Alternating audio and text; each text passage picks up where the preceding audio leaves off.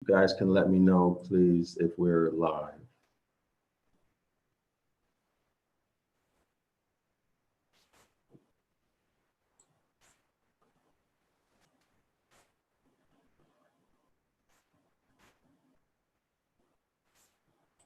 Are we live yet? Can someone check YouTube to see if we're live? Yes, we are live. Okay, so Shalom, everyone. Welcome to Zion Law School. We're going to do the protocols of the learned elders of Zion, protocol number 2 today. We're going to begin with a summary, and then we're going to go right into protocol number 2. I'm Dr. Yasapa.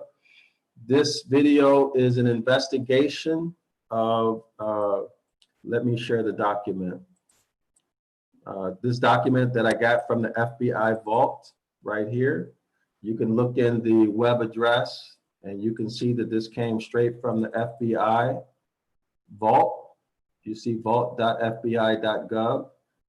So this is a legitimate document, okay? We're gonna investigate this document by reading and panel discussion, and we're going to see if the things that were plotted and planned in this document actually came into existence. Okay, so this this video is meant to inform the House of Yasharallah. So this is free, it's for intrigue, it's for fun, and it's for interest. Okay, this is not meant to hurt anybody's feelings or to expose anybody. This document was declassified in 1977. It was written in 1905. And it was declassified in 1997. So let's begin with a video that I got from Darrell-El's website. This is a video of Joe Biden, and I will not say anything. We'll just watch the video. And somebody on the panel, when the subtitles come in, could you please read? Can we get a volunteer to read? So the name of this video is Joe Biden Says He is a Zionist. So this was, I got this off of High Frequency Radio channel. This is Darrell-El's channel. So y'all, if y'all want to go back and get this video, you can go to High Frequency Radio, subscribe to his channel. Okay, so I want to give him credit and for making this available to everybody. So if you have not subscribed to Zion Law School channel, please subscribe. Also like and share the video so this video can be distributed so that more people can see it. You're going to get information from this document that we're going to consider that you would not and have not gotten anyplace else. So you're going to learn a whole lot from this. And if you want to come into the classroom, the link I think is in the chat of the video we did yesterday, the protocols that we did yesterday. So click that link and you can come into the classroom if you want to. So now let's begin with the video. Here we go. Were I a Jew, I would be a Zionist. My father pointed out to me, I did not need to be a Jew to be a Zionist. For I am. Israel is essential to the security of Jews worldwide. Do you guys see the video? Donna, do you guys see the video? Yes, definitely. We see it. Yes. I see it. Okay, thanks. So let me get it going again. So remember, like this video, please, and share it out on your Instagram, Facebook. Do a, what do they call it on Facebook, where you could do like a watch, Facebook watch or something like that? But anyway, like, share, get this to your friends, okay? Go ahead, Donna. A watch party. I'm going to try and do that. That's what I'm doing right now. Thank you. Yeah, do a watch party on Facebook. So please share it out and get it out so our people can see this. I'm sure most people have not seen this. There is this inextricable tie between culture, religion, ethnicity that most people don't fully understand. That is, unique and how can I say it? So strong with Jews worldwide. There is a, I mean, you know, I used to say early on when I was a kid, I'd say when I was a young senator, I'd say, if I were a Jew, I'd be a Zionist. I am a Zionist. You don't have to be a Jew to be a Zionist. Okay. Can we get a reader, please? Anybody want to volunteer? Hasidic anti-Zionists. Thank you. Okay. אז השאלה, The question is, go ahead, ask your question. Speaking Yiddish. Excuse me. They are animals. The non-Jews are animals. Beasts, it is written. It is not written here. It is written. You are right. It isn't written that they are animals. There is an explanation why they are. Hold on. That is what I want to understand.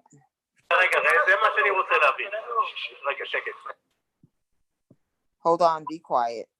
Okay, thank you. אז מי כן? What does it say? מה כתוב? זה מה שאני לא יודע. I don't understand. It says you are called human.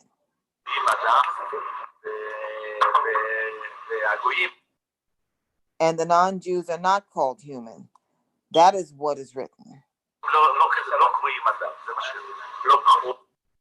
Not called human. Hard for me to understand his accent. We don't call them human. So what do you call them? Human is in the image of God. Human is something that is different from animals.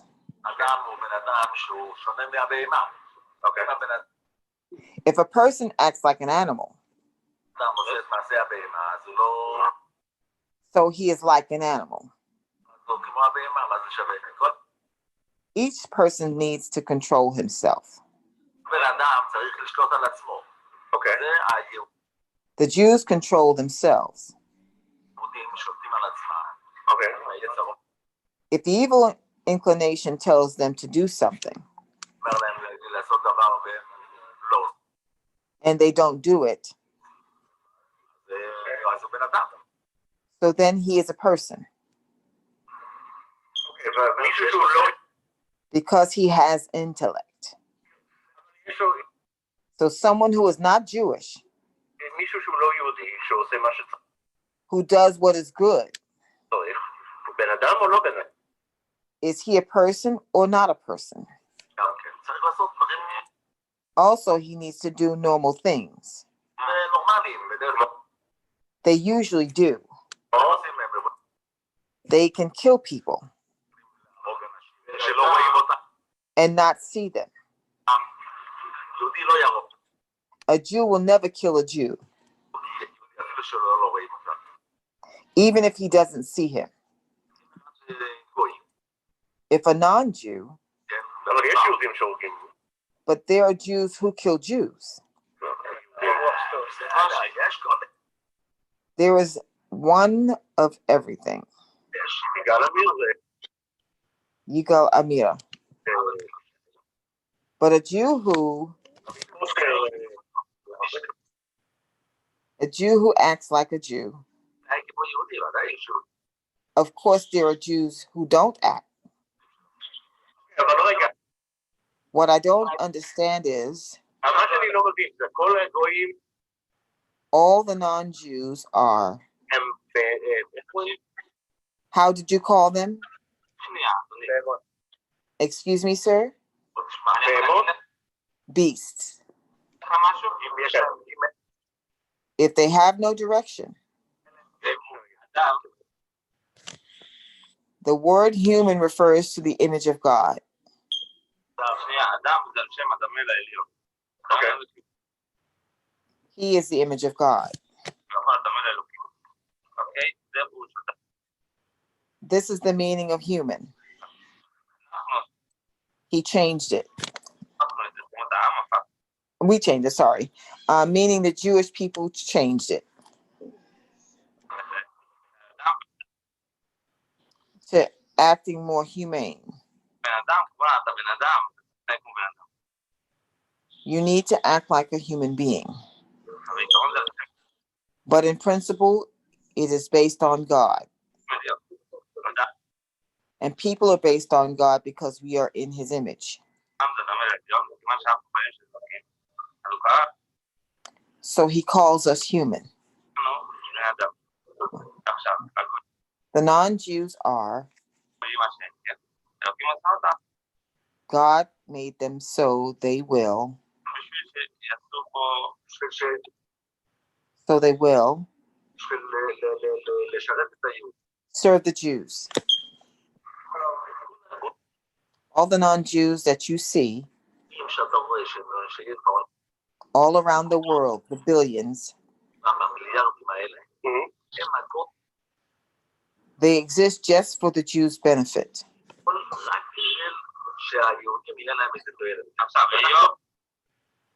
We don't see it, so we don't know exactly.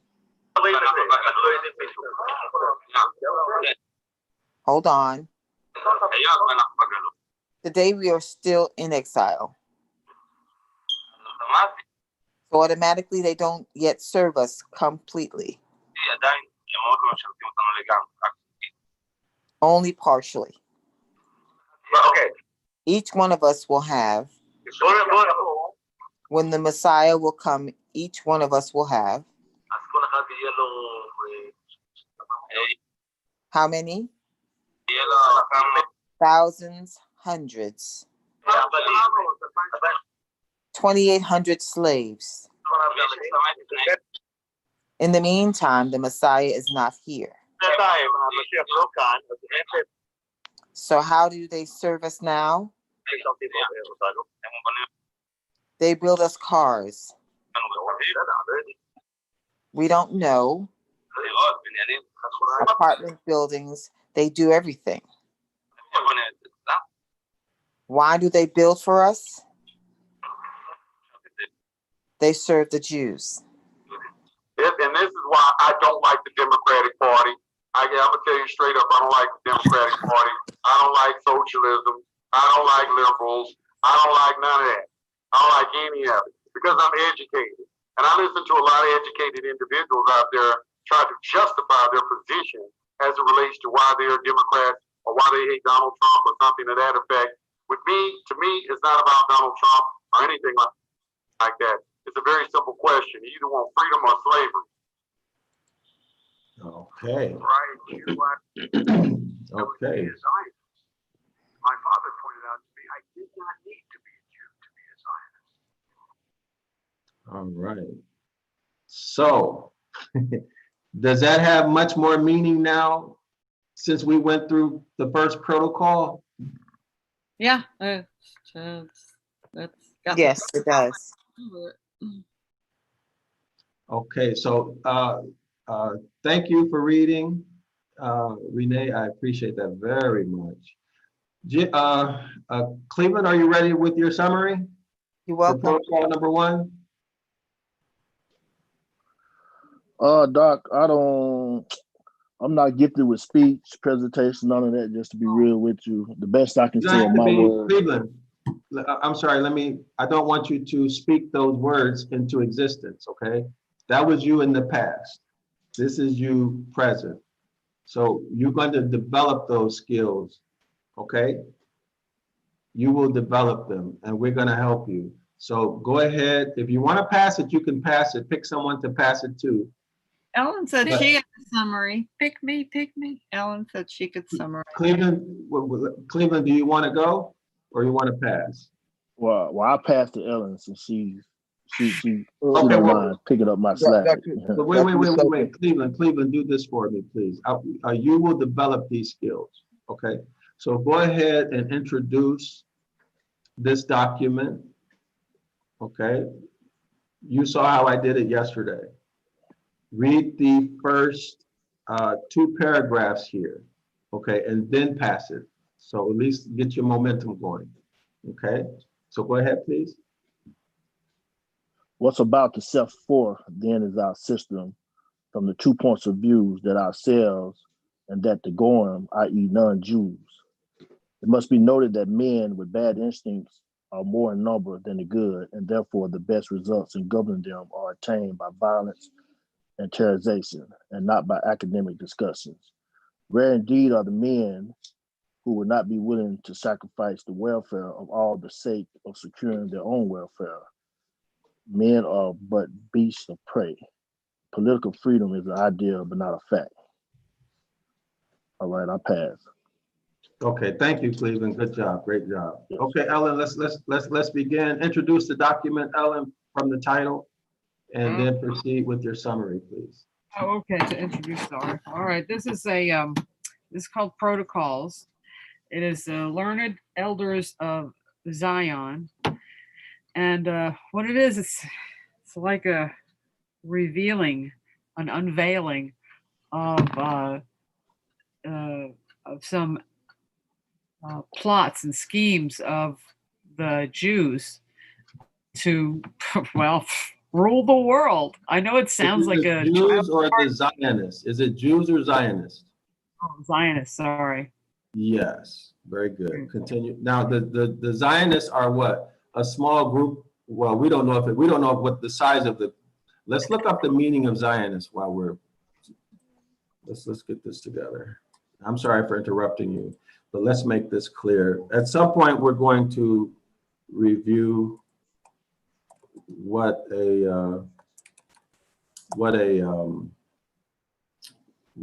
Judaism is versus what it is to be the house of Yasharallah. So Zionist, a supporter of Zionism, a person who believes in the development and that's not what it is. That's not what it is. Zionism, a movement or for originally the reestablishment and now the development and protection of a Jewish nation in what is now Israel. It was established as a political organization in 1897. This is not a complete definition. Let's just skip that. I don't know if you guys are aware of what Zionism is, but the definition will be uncovered as we proceed through this, because those are not proper meanings of Zionism. Okay, I'm sorry to interrupt you, Ellen. Go ahead. Okay, so their plot and then their schemes to take over the world like a child's cartoon. They're gonna rule the world, and they're gonna have everybody's gonna be their slave. Everybody's gonna be slaves if they're not in like Flynn with the Zionists. Then you're gonna be a slave, basically. And they're just telling us about how much money they've got. Now it is the money now that rules.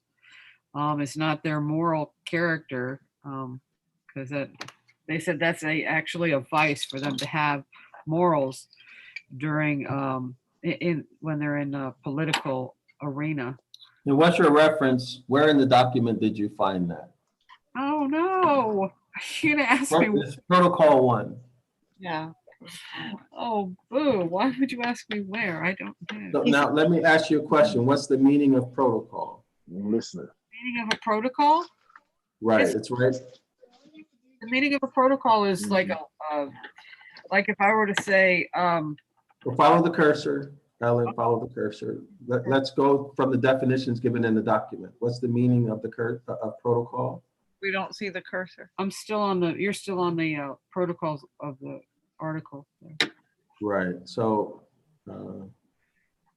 here, can you see my cursor? Still on the article. Yeah, I'm on the document. Look at my cursor. I don't see your cursor's not moving. It's not? So it says protocol means minutes of procedure. Oh, okay. So protocols means this is the meeting, the minutes of meetings that were held, right? Oh, there it is. Protocol means minutes of procedure. Oh, yes, that's correct. Protocol is it's like a list or whatever, yeah, it's like what you have to do. That's what it is. It's just like a list of stuff you have to do. Right. Okay. Okay, so continue with your summary, please. So, they consider, uh, So remember, this is for everybody in the audience. When you want to summarize, or if you want to read something fast and get the gist of what it means, the right. topic sentence of every paragraph will either be the first sentence, the middle sentence, or the last sentence. Okay, so you can read as a summary. You can scan the first paragraph to see if the topic is the first, middle, or last sentence. Usually, writers have a certain style. They'll either put everything as the first sentence, or their topic will either be the first, the middle, or the last, okay? So when you summarize something, you can use that approach, and it's a more thorough way to summarize. You don't have to rely on your memory totally. Understood? So scholars, Ellen, if you want to take that approach, you can do it, or you can pass it to Donna or Renee or Cleveland. Okay, well, then I was just gonna keep on going if that's all right. I Anyway, would like for you to do this thoroughly, because there are some people who are going to watch this and they won't watch the first, and then that video we play will lose meaning. It won't lose all the meaning, but there's a lot of meaning in here that if the audience knew, they would understand that video in a completely different way. Okay, so go ahead and try. Don't be shy. Go ahead and try, please. okay. The idea of freedom is impossible of realization because no one knows how to use it with moderation. So they think that a lot of people are too foolish with their freedom and too foolish with their liberty. So they're going to rule over them. Let me see. Okay, so first introduce where we are. This is protocol 1. Protocol 1, sorry. Right. Protocol. Okay. And we're just talking about the rule of the Zionists, Zionism, and how they want to take over the world. And the idea of freedom is impossible of realization because no one knows how to use it with moderation. Did I do that correctly? Okay. Anyway, the idea is that they're trying to take over the world because they're saying, well, you guys can't take care of yourself, so we're going to do it for you, everything. Okay, very good. Anybody else have anything to say about that? Donna, do you want to try to use the technique I just mentioned, or Renee, do you want to use the technique that I just mentioned? I'd rather just pay attention right now so I can learn a little more. Thank you. Okay, so Donna, I'll tell you what. So for the sake of our new people who may watch this video, Donna, could you please read through this? We won't comment on it. If you want to learn what this information means in a more at a more in-depth level, watch the video that we did, the Learned Elders of Zion, yesterday. Okay, watch that video and we go into detail about what this means. So Donna, would you mind reading protocol number 1? Just read from the beginning to the end. It's only 1 page. What with is that with about to set forth then is our system from the 2 points of view that are that of ourselves and that of the Goyim, i.e. non-Jews. It must be noted that men with bad instincts are more in number than good, and therefore the best results in governing them are attained by violence and terrorism, and not by academic discussion. Rare indeed are men who would not be willing to sacrifice the welfare of all the sake of securing their own welfare. Men are but beasts of prey. Political freedom is an idea, but not a fact. In our day, the power which has replaced that of the rulers is the power of gold. Time was when faith ruled. The idea of freedom is impossible of realization because no one knows how to use it with moderation. When a state exhausts itself in its own convulsions through internal discords or external foes, it becomes irretrievably lost and is soon in our power. The despotism of capital, which is entirely in our hands, reaches out to it a straw that the state willy-nilly must take hold of. If not, it goes to the bottom. The political has nothing in common with the moral. The ruler who is governed by the moral is not a skilled politician and is therefore unstable on his throne. He who wishes to rule must have recourse both to cunning and to make believe. Great national qualities like frankness and honesty are vices in politics, for they bring down the rulers from their thrones most effectively and certainly than the most powerful enemy. Such qualities must be the attributes of the kingdoms of the Goyim, but we must in no wise be guided by them. Our rights lie in force and might. Our power is in the present tottering condition of all forms of power, will be more invincible than any other because it will remain invisible until the moment when it has gained such strength that no cunning can any longer undermine it. Out of the temporary evil we are now compelled to commit will emerge the good of an unshakable rule, which will restore the regular course of the machinery of the national life brought to naught by liberalism. The result justifies the means. Highfalutin hooey indeed. Let us, however, in our plans direct our attention not so much to what is good and moral as to what is necessary and useful. Before us is a plan in which is laid down the line from which we cannot deviate without running the risk of seeing the labor of many centuries brought to naught. It must be understood that the might of the mob is a blind, senseless, and unreasoning force, ever at the mercy of a suggestion from any side. The blind cannot lead the blind, and upstarts from the people cannot lead without bringing the whole nation to ruin.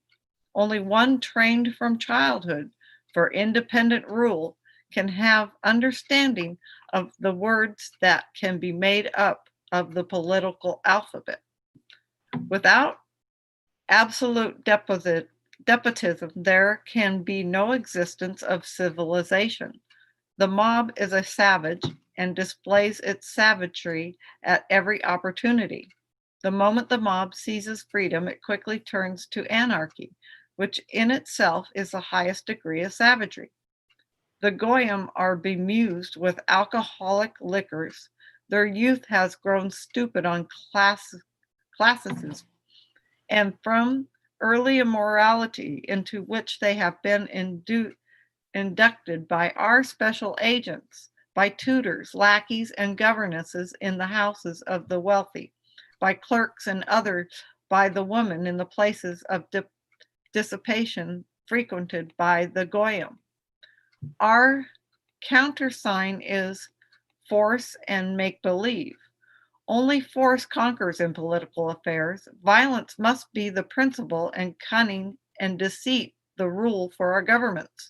We must not stop at bribery, deceit, and treachery in the attachment of our end. In politics, one must know how to seize the property of others without hesitation to secure submission and sovereignty. Wholesale sentences of death and merciless terrorism must be practiced to produce blind submission. Ouch. Far back in ancient times, we were the first to cry the words liberty, equality, and fraternity, just to fool the stupid Goyim cattle. But we mean that there shall be none of those empty words. Our MasterCard has been that it and is, our MasterCard has been and is and shall be the destruction of all privileges, on the ruins of which we shall set up our absolute autocracy of gold. Okay, thank you, Donna. Did that refresh anybody's memory? Yep. If so, you're welcome to give some comments. I'm going to show the video that we did yesterday so people will know what to look for. If they want to get a thorough,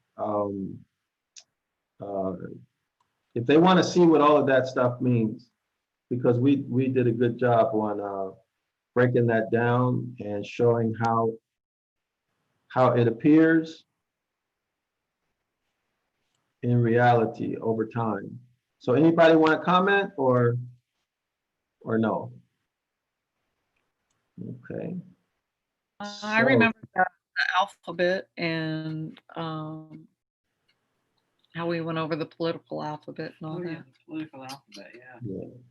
Okay, so here's the video that if you guys want to get an understanding of what we just read in the first protocol, what it means to us as a people, the House of Yasharallah, and how these things have panned out through history, if what we read is true or not, at least in that, let me not say true, if the evidence is overwhelming or not, to support that protocol number 1, that plan has been brought into existence or not. Watch this video. Learned Elders of Zion, reading and panel discussion, October 27. Okay, that's where we discussed what we just read. All right, so let me go back to the document, y'all. Okay, so let's go into protocol number 2. All right, so let's see. Well, you know what? Let's look at the appendix. Okay, I have no idea what this is about. This looks like it's something from the FBI. I don't know, but would anybody like to read this appendix? Cleveland?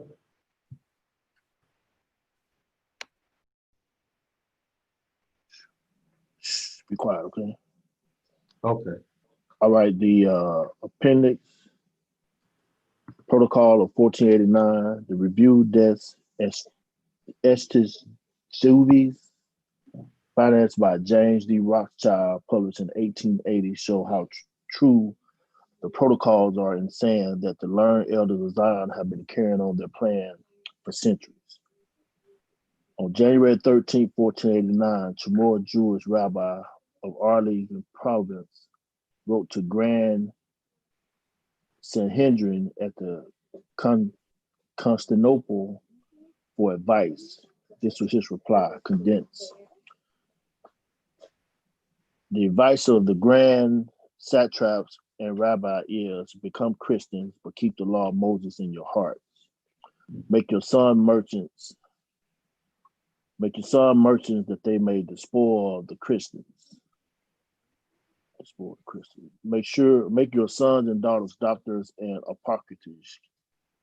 apothecaries that they may take away the Christian lives. Make your sons canons and clerics that they may destroy their churches. Make sure you're advocates and lawyers that you may put Christians under the yoke and dominate the world. Do not swerve from this order. Signed, BSSVFF, Prince of Jews, 21st Caslu, November 1489. Okay, so thanks. We saw in the first protocol about the clerks and the lawyers, right? We saw this information happening or being discussed in the minutes from protocol one, right? Or the text in protocol one.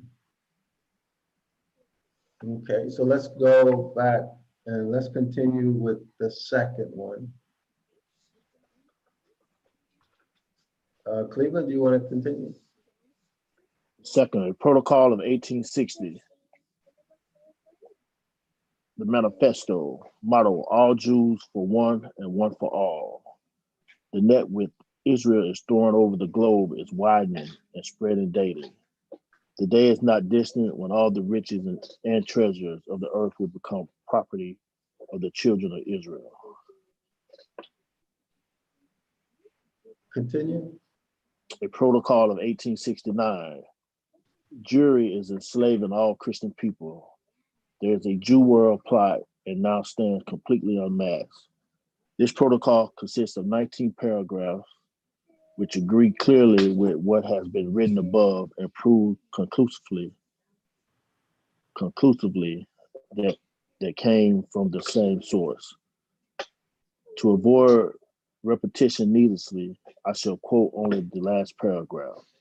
At the wish for hour fixed in advance, we shall let loose the revolution which by ruining all classes of Christianity will definitely enslave the Christians to us. Thus will be accomplished the promise of God made to his people.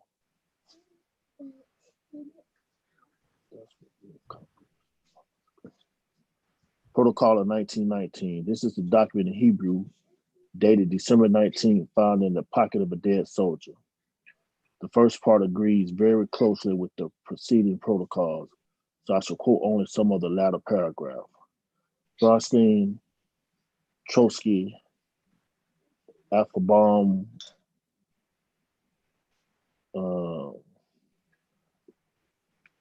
Roseville, Steinberg are all true sons of Israel. Our power of Russia is unlimited. Sons of Israel, the hour for our long cherished victory over Russia is near. Close up your ranks, make known our people's national policy. Fight for eternal ideas. Keep holy the old laws which history has bequeathed us. May our intellect, our genius protect and lead us. The color scheme of this folder.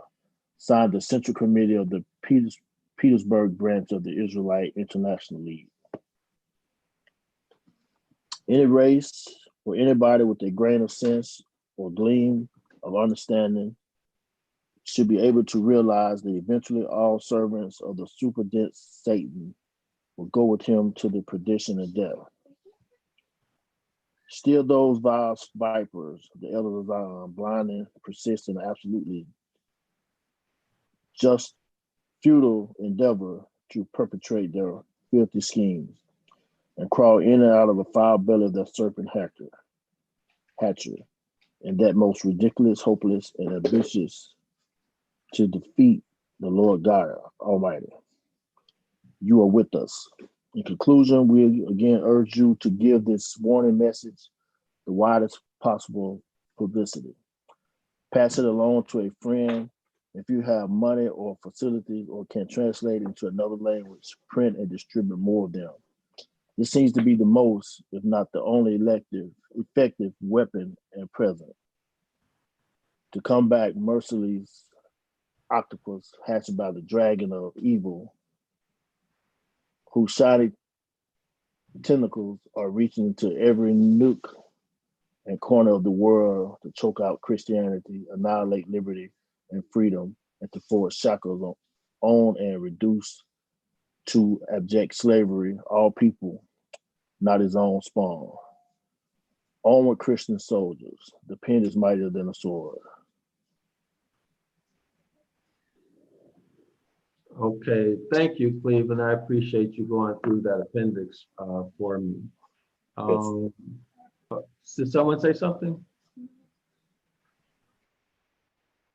No? Yeah, Okay, so, that last line right there, the pen is stronger than a sword.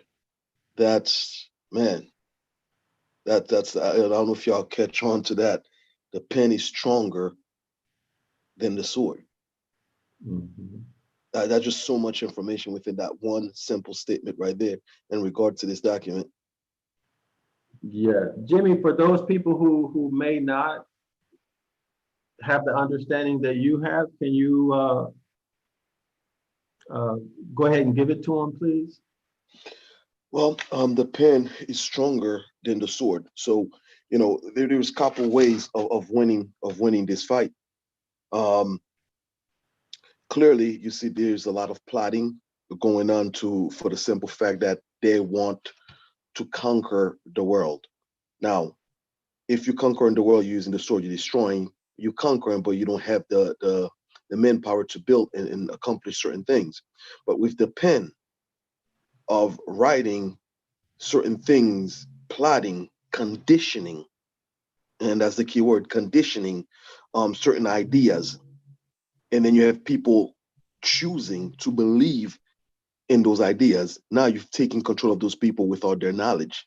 So the pen becomes stronger than the sword. So you're not putting a gun or a sword under somebody's neck to say, do as I say, but it's basically going above and beyond that. I do have a call coming in. I do have to take that. Sorry, guys. Okay, thanks a lot, Jimmy. We appreciate that. So I hope everybody understood what Jimmy was trying to say. So let's talk about the Khazars. Okay, let's talk about the Khazars. Ellen, would you like to read this for us, please? Start here with the question. When did the Khazars convert to Judaism? There you go. When did the Khazars convert to Judaism? 8th century. Part of the Khazars, i.e., K-bars. Am I reading that correctly? Yes, K- yeah. Okay. Joined the ancient Hungarians in the 9th century. Running elite, the ruling elite of the Khazars was said by Judah Halevi Halevi or Levi, Halevi. and Abraham and Ibn Dud to have converted to Rabbinic Judaism in the 8th century. But the scope of the conversion with the Khazar Kahanit remains uncertain. So what is this telling us, Ellen? That the Khazars joined into the Hungarians, and then the Are the Khazars bloodline ascendants of the house of Yasharallah? no. Are they converts? Yeah. Yes, they are converts. And here they admit that they are converts, right? Yes. So they are not bloodline ascendants of the house of Yasharallah, right? They have no birthright. But many people would argue because they converted, right? Or you can convert, okay? Many of them will argue that point. This was done in when? The 8th century? 8th century. Right? In the 8th century. So what's significant about the fact that they are not bloodline ascendants of the house of Yasharallah? Why is that significant? This is for everybody.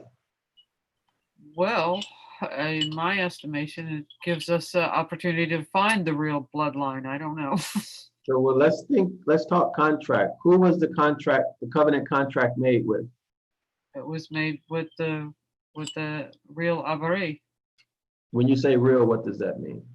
the black people, mainly black people. The people who fit the curses. People who fit the curses of Deuteronomy 28. Yeah, that's it. Right. So this is a bloodline Of the 12 tribes. Right. This is the bloodline. Right. Ascendants of the house of Yasharallah, whom the Most High made a contract with. Right. Right. So do we need to show that? Do we? I think everybody knows that, right? That should be common knowledge. I hope it's common knowledge. The Most High made a covenant contract with the house of Yasharallah and their descendants. I'm sorry, not descendants, and their children, their ascendants. The contract had nothing to do with foreigners. Okay, nothing to do with foreigners. Okay, so these people are what? With their skin, would they be classified as black or white today? Likely be white. Right. These are the people we see in the state of Israel today. Right. So these would be people who have the Neanderthal DNA. Okay. These are people who have the Neanderthal DNA hybrid. So this references back to Genesis chapter 1. And for those people who have not watched the Genesis chapter 1 video, go back and watch the Genesis chapter 1 video. Okay. It's the link is in the video we did yesterday on this topic. So let's get some more information. Where do the Ashkenazi Jews come from? Donna, could you read, please? Sure. Ashkenazi in Hebrew refers to Germany. The Ashkenazi Jews are those who originated in Eastern Europe. Sephardic Jews, by contrast, are from the areas around Mediterranean Sea, including Portugal, Spain, the Middle East, and Northern Africa. Okay, so what's significant about this, Donna? What does this tell us?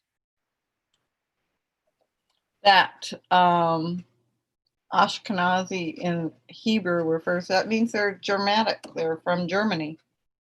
Right, they're from Germany. This is not the house of Yasharallah by any stretch of the imagination. Converts. Right, these are converts. But when we look in the documents, they're claiming what? They're claiming to be the authentic children of Israel. Yes. Right, now what do we know about the ancient German tribes? What are they, warlike? Yes. What are they called? I think they were called the Vandals, weren't they? Oh, I don't know. I don't remember in history, but let's see. Yeah, the Ostrogoths and Visigoths and the Lombards. Okay. Vandals. Yeah, this is who they are. This is where the term vandalism comes from. Gotcha. Huh. Okay. So now, given that we know that now, that would these people I think were the Vandals were the ones who brought down Rome. The tribes important in the Roman downfall in Scandinavia. You guys see that? Yes. So given their warlike history, we should not be surprised to read about these protocols. Do you guys see that? Yep. These are very warlike people, and they always have been. These are the Neanderthal people, okay? The warlike people. All right, so that would explain this. And what else? What else do we know? In scripture, in Hebrew scripture, were we told to destroy people on our own, or was it the Most High who told us to do it? It's always the Most High who commanded. Yeah, it wasn't us plotting and planning, right? No. But here, in this case, it's the Ashkenazi Zionists who are plotting and planning. Yep. Which has no basis in scripture. So I hope everybody sees that. So, okay, so let's continue with protocol number 2, and we'll do this the same way we did yesterday. Can we have a reader, a volunteer reader? I can read. Thank you, Renee. Okay, so let me just see what I can hold for a second. Okay, so protocol 2. We must see to that wars be brought on economic grounds, putting the nations at the mercy of our international agenda, when our international rights of God will wipe out all national rights. Excuse me, Renee, from time to time, I'm going to interrupt you, okay? Yes. Not being rude, but I want to look up some words. So let's look up agentur, so everybody will know what that means. Okay, just a moment. precise meaning. Agentur. Okay, go ahead, read, please. Let me finish. Yeah, Renee. Okay. All right, let me get where I was. Sorry about that. Agentur. Mhm. The office or function of an agent. See agent sense 4. B, the relationship between a principal and that person's agent. Number 2, the capacity, condition, or state of acting or of exerting power. Operation. Okay, so now let's go back to this paragraph. So this is open to everyone, or Renee, you can answer. So what is this talking about? Our international agentur. Okay, forgive me, I lost my concentration. Yeah, we So, must. Okay, go ahead. international agent, basically. Yes. So these would be what? Non-Jews. Yes. Right now, didn't we hear, what's that guy's name? Let's go back to the video. Let's go back to the video. In that Biden guy? Yeah. So let's go back and see what we can learn. Can you guys see the video? Yes. Were I a Jew, I would be a Zionist. My father pointed out to me, I did not need to be a Jew to be a Zionist. Where I am. Israel is essential to the security of Jews worldwide. There is this inextricable tie between culture, religion, ethnicity that most people don't fully understand. That is unique and how can I say it? So strong with Jews worldwide. I mean, I used to say early on when I was a kid, I'd say when I was a young senator, I'd say, if I were a Jew, I'd be a Zionist. I am a Zionist. You don't have to be a Jew to be a Zionist. Okay. So let's go back to the document. That's pretty self-explanatory, right? It says we must see to that wars be brought on economic ground. What happened in the 1990s with the Iraqi war? Was that about weapons of mass destruction, or was that about oil? Oh, oil, yeah. It was about oil. Yeah, what happened in Libya when they killed Gaddafi? Was that about preventing Libya and the African nations from setting up a continental central bank that was on the gold standard because they threatened to stop using the dollar to buy oil, the petrodollar? That's what that was about, right? I don't know anything. So all of these wars in this century have been about money. World War II was about money, right? Yeah. And I think all of them have been about money. Oh, go ahead. I said Vietnam about drugs, what money for drugs. From what Yeah. I heard, I don't know if that's Also, did you guys know the Vietnamese were enslaved by the French in the mid 1800s? I did not know that. Yes, they came back, I think, in 1954 to re-enslave them. Wow. Okay, so that was about colonization. Colonization is always what? About money and resources. Okay, so it says brought on economic grounds, putting the nations at the what? Mercy of our international agents. So you can rest assured these would be big time politicians, big time executives in governmental offices, and corporate executives, global corporate executives. Okay, so what else does it continue? When our international rights of gold, we brought this out in protocol number 1. So everyone who's watching, like and share, subscribe. If you want to know what this means about the gold, watch that first video. This is critically important. This is what's driving the whole thing.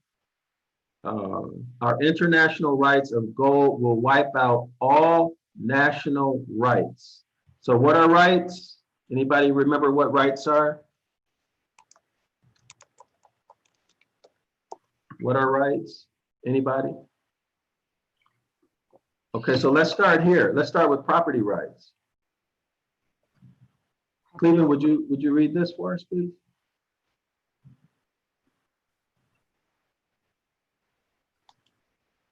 Here I am. What are property rights? Property rights define the theatrical, is that right? And legal Theoretical. ownership, theoretical. Property rights define the theoretical and legal ownership of resources and how they can be used. These resources can be both tangible or intangible and can be owned by individuals, businesses, and governments. So what's an example of property rights? Let's start with tangible. What would be a tangible property right? House, Your house, yes, your house. What else? car, Yes, your car. What about the things that you're able to inherit from your parents and loved ones? yeah, the house I got. Okay. Anybody else have any ideas about what are tangible property rights? What about trusts for your children? Yes. Excellent. What are other property rights? Stock, bonds, tools, couches, everything. Yeah. Everything. Yes, those are tangibles. Now, what are intangible property rights?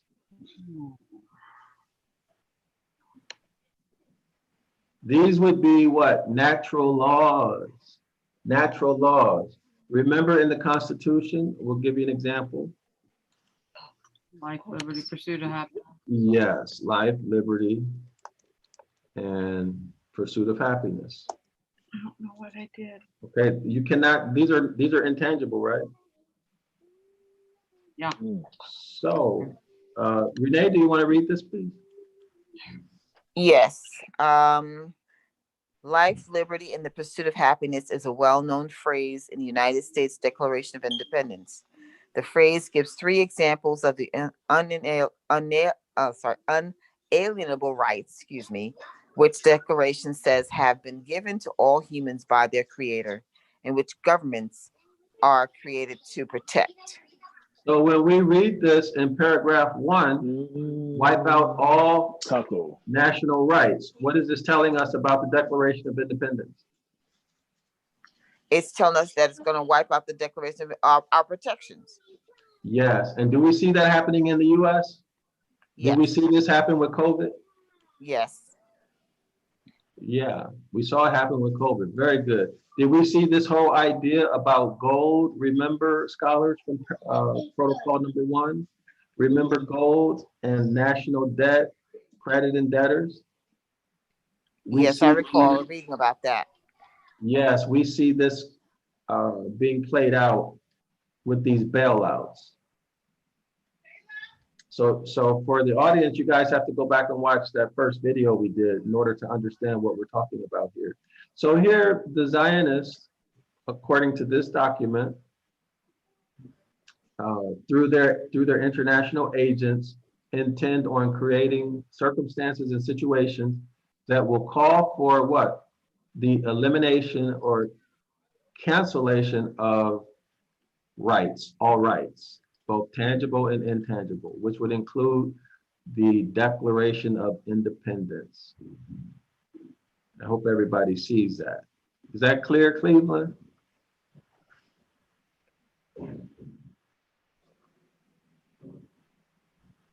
Yes, sir. Okay, so very, very good. Very good. So what is liberty? What is liberty?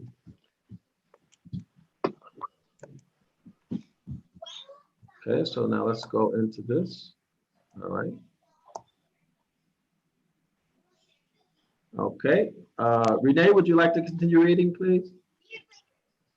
Yes. Broadly speaking, liberty is the ability to do as one pleases. Thus, Is that, liberty, I'm sorry, Renee, so would this have to do with being able to wear a mask or not wear a mask? do whatever you Right. want It's to a do. choice, Yes. the freedom to Okay. choose. Yeah, let's continue. Thus, liberty entails the responsible use of freedom under the rules of law without depriving anyone else of their freedom. Freedom is more broad in that it represents a total of lack of restraint or the unrestrained ability to fulfill one's desires. Right. So this whole idea, and I'm not trying to be political, but I'm just discussing these definitions and concepts. Not wearing a mask does not reduce someone's freedom, right? Or owning a gun does not reduce someone else's freedom. So on and so forth, right? Freedom is more broad in that it represents a total lack of restraint or unrestrained ability to fill one's own desires. In other words, nobody's holding you back from doing what you want to do, Right. right? If I don't wear my mask, that means that doesn't hold you back from wearing yours, right? If they work. So I'm only pointing this out because COVID is a really, really good example of the Declaration of Independence being destroyed, basically canceled.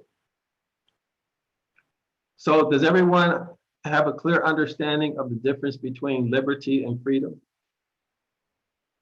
Yes. Yes. Liberty Yes. is the responsible use of freedom, okay, without depriving anyone else of their freedom. All right, so let's see. Before I go, you know what? I just got an idea about the video that we saw where the Hasidic Jews were talking about the difference between being human and having um not being responsible. So Mhm. if I'm reading this correctly or putting it together correctly, what they're trying to say is the fact that we're not responsible with the liberty with our freedom. Exactly what they said, right? That's correct. But also, Renee, if you watch that first video, we examine that very closely. And what you'll see in that document is in protocol number 1, they create the situation and circumstance that causes people to Be behave irresponsible. Uh-huh. in an irresponsible way. Mm-hmm. Got you. So they're the puppet master creating these situations. Got it. Excellent point. Excellent point. Okay, so let's move on. Okay, let's go back to the document. I'm curious. Let me see what this is. I'm just curious.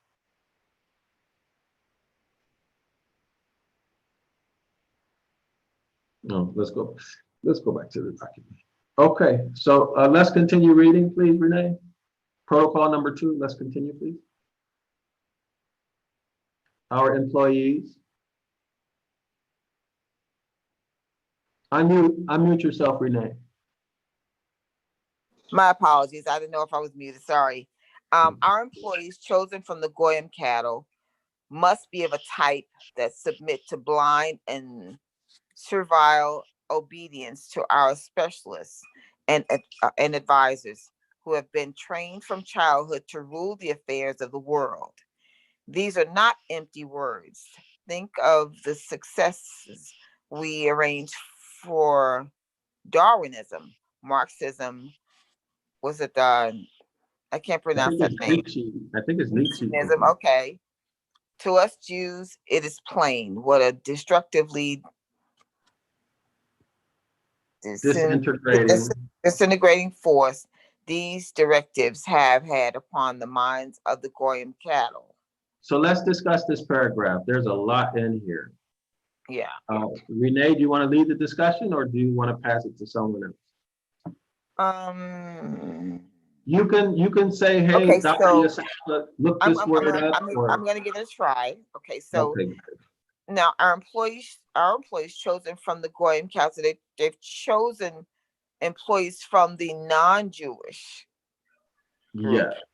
Must be of a certain type. They have to be able to submit to blind and servile obedience to their specialists who are watching over them, and advisors who advise the non-Jewish who have been trained from childhood to rule the affairs of the world. So therefore, they have their specialists and their advisors who are to watch over or to monitor the Goyans.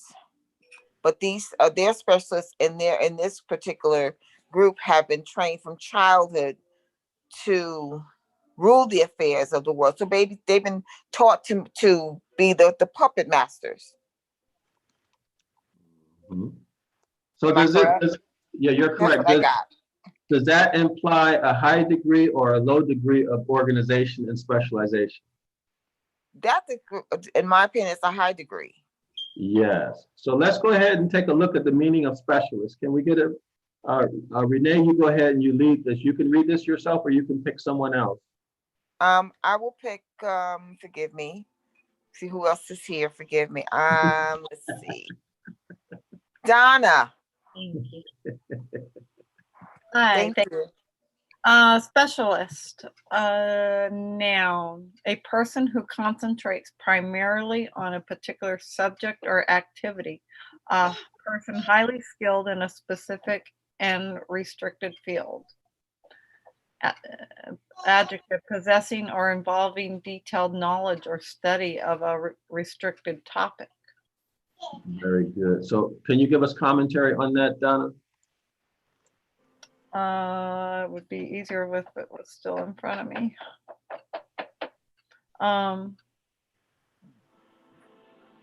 Yeah, I'm sorry. It'd be easier if it was still in front of me.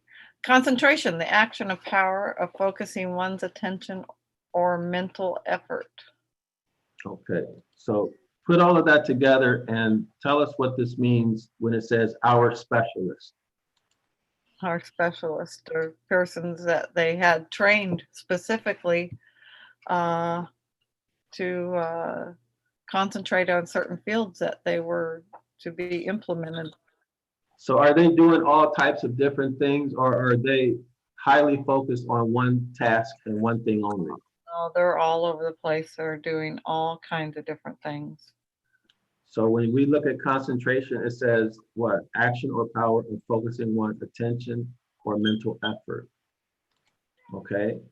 A person who concentrates or focuses one's attention or mental effort primarily on a particular subject. In this case, what would the subject be? Starting wars. Right. But that's what we're talking about, right? Mhm. When we read that first paragraph, we must see that the wars be brought on economic grounds, putting the nations at the mercy of our international agents. Okay, when our international rights of gold will wipe out all national rights. So these are specialists at what? Creating economic wars. Remember in Protocol 1, we talked about people who, like in a personal relationship, they'll come in your life and destroy everything. Yeah. Remember the economic hitman we discussed in Protocol 1? Yeah. You guys see where this is coming from? People who specialize in creating wars. They'll force you to take a loan or kill you and your family. If you refuse, they'll kill you in a plane crash. You guys remember that? Yep. Specialists in what? What else? Hey, Dr. Yosapa, if I may add, just from the bits and clips I'm able to catch, I remember in the very beginning of this, we also read a passage, I believe it was in the intro, where it indicated some were sent out to be lawyers, different key roles that they went out and played and become specialists in all those different key roles, all with the focus on one subject, which is taking over and controlling. Excellent point. So that means what? The rise of the administrative state. The end of what? The end of the Republican form of government, the ushering in of the democracy, right? Yeah. Then the IRS and the administrative state. The administrative state does what? It destroyed, removed, canceled all of the people who are classified as white. It canceled all of your rights, made you subject to the state. Remember 14th Amendment, you're given what? Privileges and benefits. And the state gives them so the state can take them away. They did this through their lawyers and legal specialists. Y'all see that? And it's been, the administrative state has been set up all around the world. Everybody see that? Excellent comment, Jimmy. Excellent observation. Very good. And what? Advisors. These would be high-level what? High-level politicians, Yeah. like a Henry Kissinger. Well, they Yeah, Henry Kissinger. didn't they say up before too that they were going to put them even in domestic jobs and stuff like that, Yes. housekeepers. Everywhere. Yeah. And remember, these people have been trained from childhood. Remember, we saw that also in protocol number 1, right? Right. As a matter of fact, let's reorient the audience. So somewhere in here, yeah, trained from childhood. You guys see that? Yeah. Yep. So we went into depth about this paragraph, about what the political alphabet means and all of that. So you guys can go back and watch that video if you want to know more about it. So we seem to be seeing these things actually happen in reality, coming off the page, right? With the fall of the Republican form of government in the mid 1800s, the second Constitution, right? Which is the second US Constitution, which is the democracy. Then the implementation of the IRS, charging people taxes, removing gold, right? So all of that we discussed in the first video. And then the administrative state, which is where you get state of this and state of that, and all the federal statutes, state statutes, so on and so forth. This is what happened, okay? Or this appears to be why that happened like that. All right, so these people are trained to rule. So people say Obama was trained to rule in Indonesia. Have you guys heard about that? I've heard I that. have heard that, yeah. Yeah. Okay, so it's like his these are stepdad not- and George Bush was like oil buddies.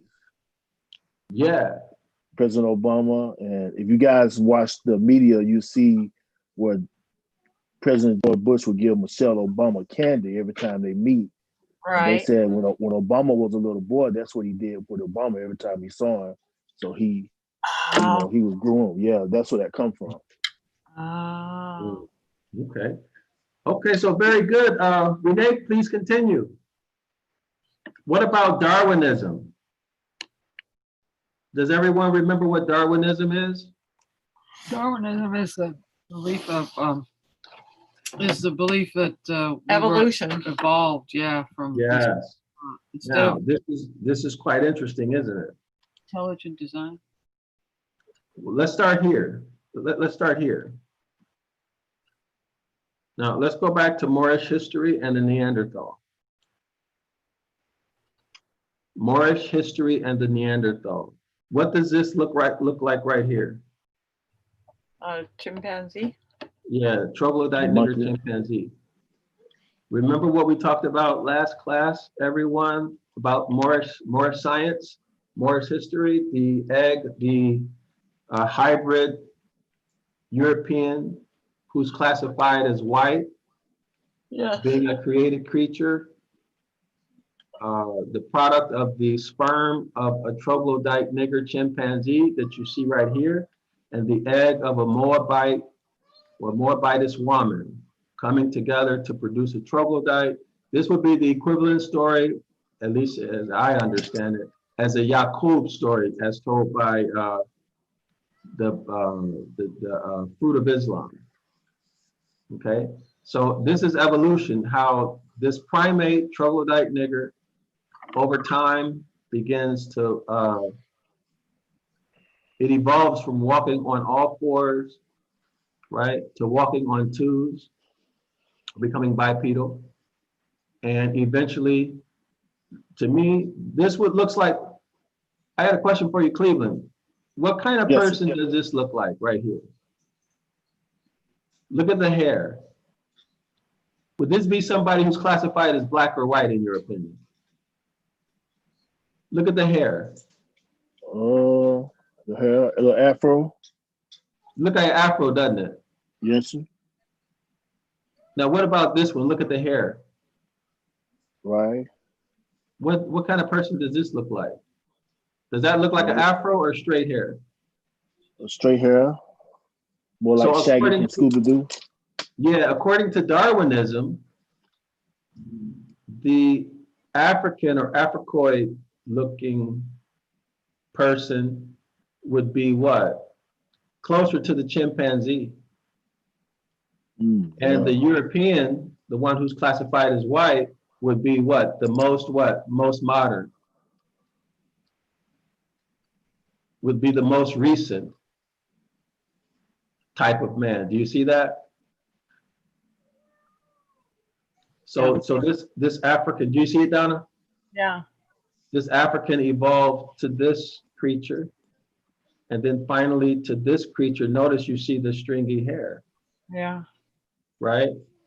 So Yeah. this is probably a subliminal thing. So this is called what? Evolution, right? Yes. So this is the theory of evolution, that man came from a primate. Okay. Right. Now this is true for those Europeans who are classified as white and who, you know, physiologically white. Remember we talked about the skin biopsy, guys? The histology of the skin? Yeah. So you guys will have to watch the other videos on how to identify a person as being white, or not white, but a hybrid, okay? A hybrid European classified as white, not a richly melanated hybrid, okay? But anyway, this theory has had the result of what? Anybody want to answer that question? What has been the impact of the theory of evolution? What has it been made as an excuse to justify? To justify because they can enslave people who aren't really humans. Yes, slavery and colonization. Very good. Was that Ellen? Yes, Yeah. that was Ellen. Very good, Ellen. So they said that the quote unquote black man was what? An animal, Yeah. right? He felt no pain, or the woman felt no pain. They had no love for their children, Right. right? And they were born to be beasts, cattle. Okay. And so whether the person was involved in Judaism or whether they were a Christian, as long as they were what? As long as their skin was pink, right? Or let's say they had a melanin deficiency. As long as they had a melanin deficiency, they were considered during Darwin's time as being what? The #1 highest form human. Everybody else was animal. Okay, and these people were free. The people who were deficient in melanin were free. Everybody else was enslaved. This, you go back to Unum Sanctum, go back to the doctrine of discovery, right? So on and so forth. However, these protocols have to do not with richly melanated people so much, because we're already conquered and destroyed, physically and mentally, in 1905, right? We discussed this yesterday. This document has primarily has to do with what? Those who are classified as white, who are not Jewish, conquering them. Hence you have in the US what? All the people classified as white have been made 14th Amendment citizens, along with the indigenous people of the land who are richly melanated. Y'all see that? So now these so-called white people are also 14th Amendment slaves, all due to Darwinism, right? And also what? Darwinism says that there is no God, capital G-O-D, there is no creator, right? Everything evolved. So what does that justify? It justifies by any means necessary, right? Might is right.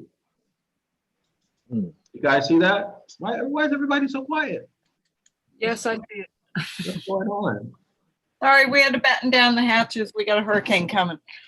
Oh, okay. Renee, do you have anything you want to say? Cleveland? Jimmy? No, I was listening. I have a noise in the background, so I was just kind of just tuning in without interacting. Sorry. Okay, so this concept of Darwinism has destroyed mankind, man and mankind. You guys see that? It's destroyed us. Yep. Yeah. You have anything to say, Cleveland? Well, not really. I'm just trying to understand that. This is my third day, so it's been a lot of information. So it's hard to keep up. Trying to get used to, I guess, researching all the words. So I see what you're saying about Darwin and why it's dangerous. But it's kind of hard for me to put what I want to ask in words. I don't want to hurt any feelings, but am I to understand that the people of the Most High are the people of color, Black people, and not white people? White people are not from the Most High? That's not correct. That's not correct. It's not a matter of color. It's a matter of bloodline. Okay? So there are richly melanated people who are hybrids. Okay? Genesis chapter 1 has to do with these hybrids, okay? Is it Genesis chapter? Genesis chapter 2 is the creation of men from soil. They were created by the Most High. In Genesis chapter 1, those creatures, or that creature, was not created by the Most High, but that was a genetic engineering process. Okay? Much like people they mix a cow and a goat, or they mix two species, right? And they come up with something else. But watch that Genesis chapter 1 video. It's all explained from the Hebraic etymology of every word. Okay? Okay. So you have to watch that. So let's look at Genesis. Is it Genesis chapter 10 or 11, Donna, that has the table of nations? You're asking me? Yes. Table of nations. I think I found it. Genesis chapter 10. So let's see if we can find an image. So Cleveland will answer your question right now. What is this? All right.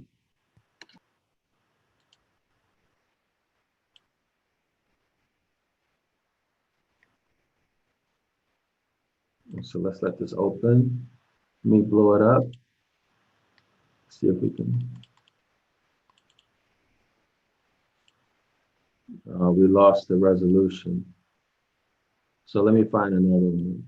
So what we find is that Noah had children. Cleveland.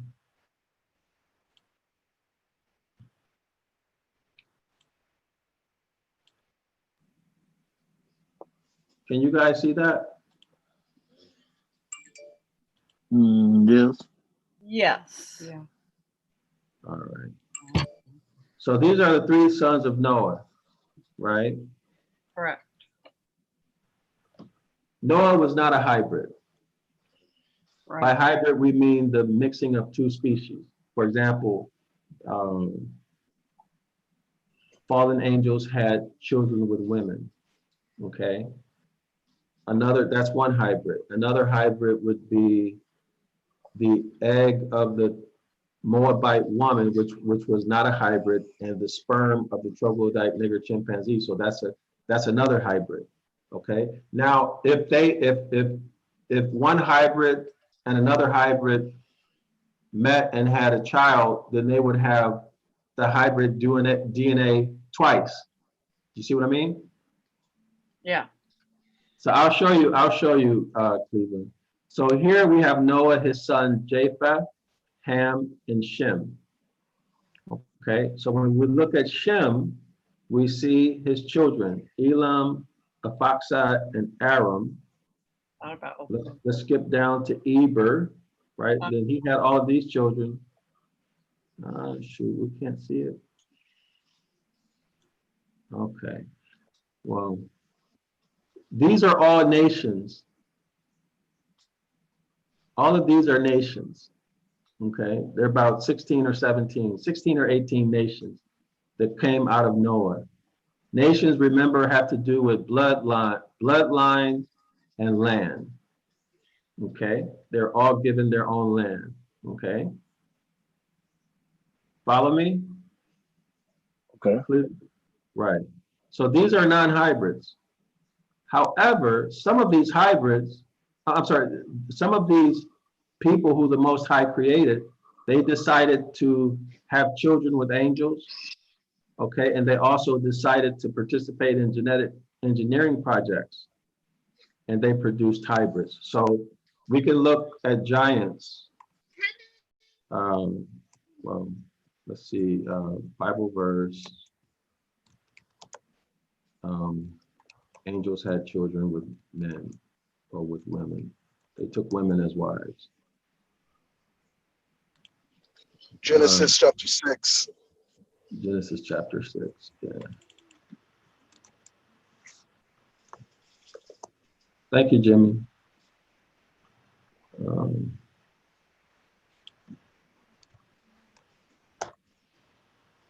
right. Okay. So, Cleveland, you want to start reading from here? And then we'll go back to the document. All right. When human beings began to increase in number on the earth, and the daughters were born to them, the sons of God saw that the daughters of human were beautiful, and they married many. They married any of them they choose. So what is that saying? The child would have been the product of what? Of a Mixed with a mixed race or So a human woman Mhm. and an angel, a fallen angel, right? So that's why hybrid. Here's the definition of hybrid.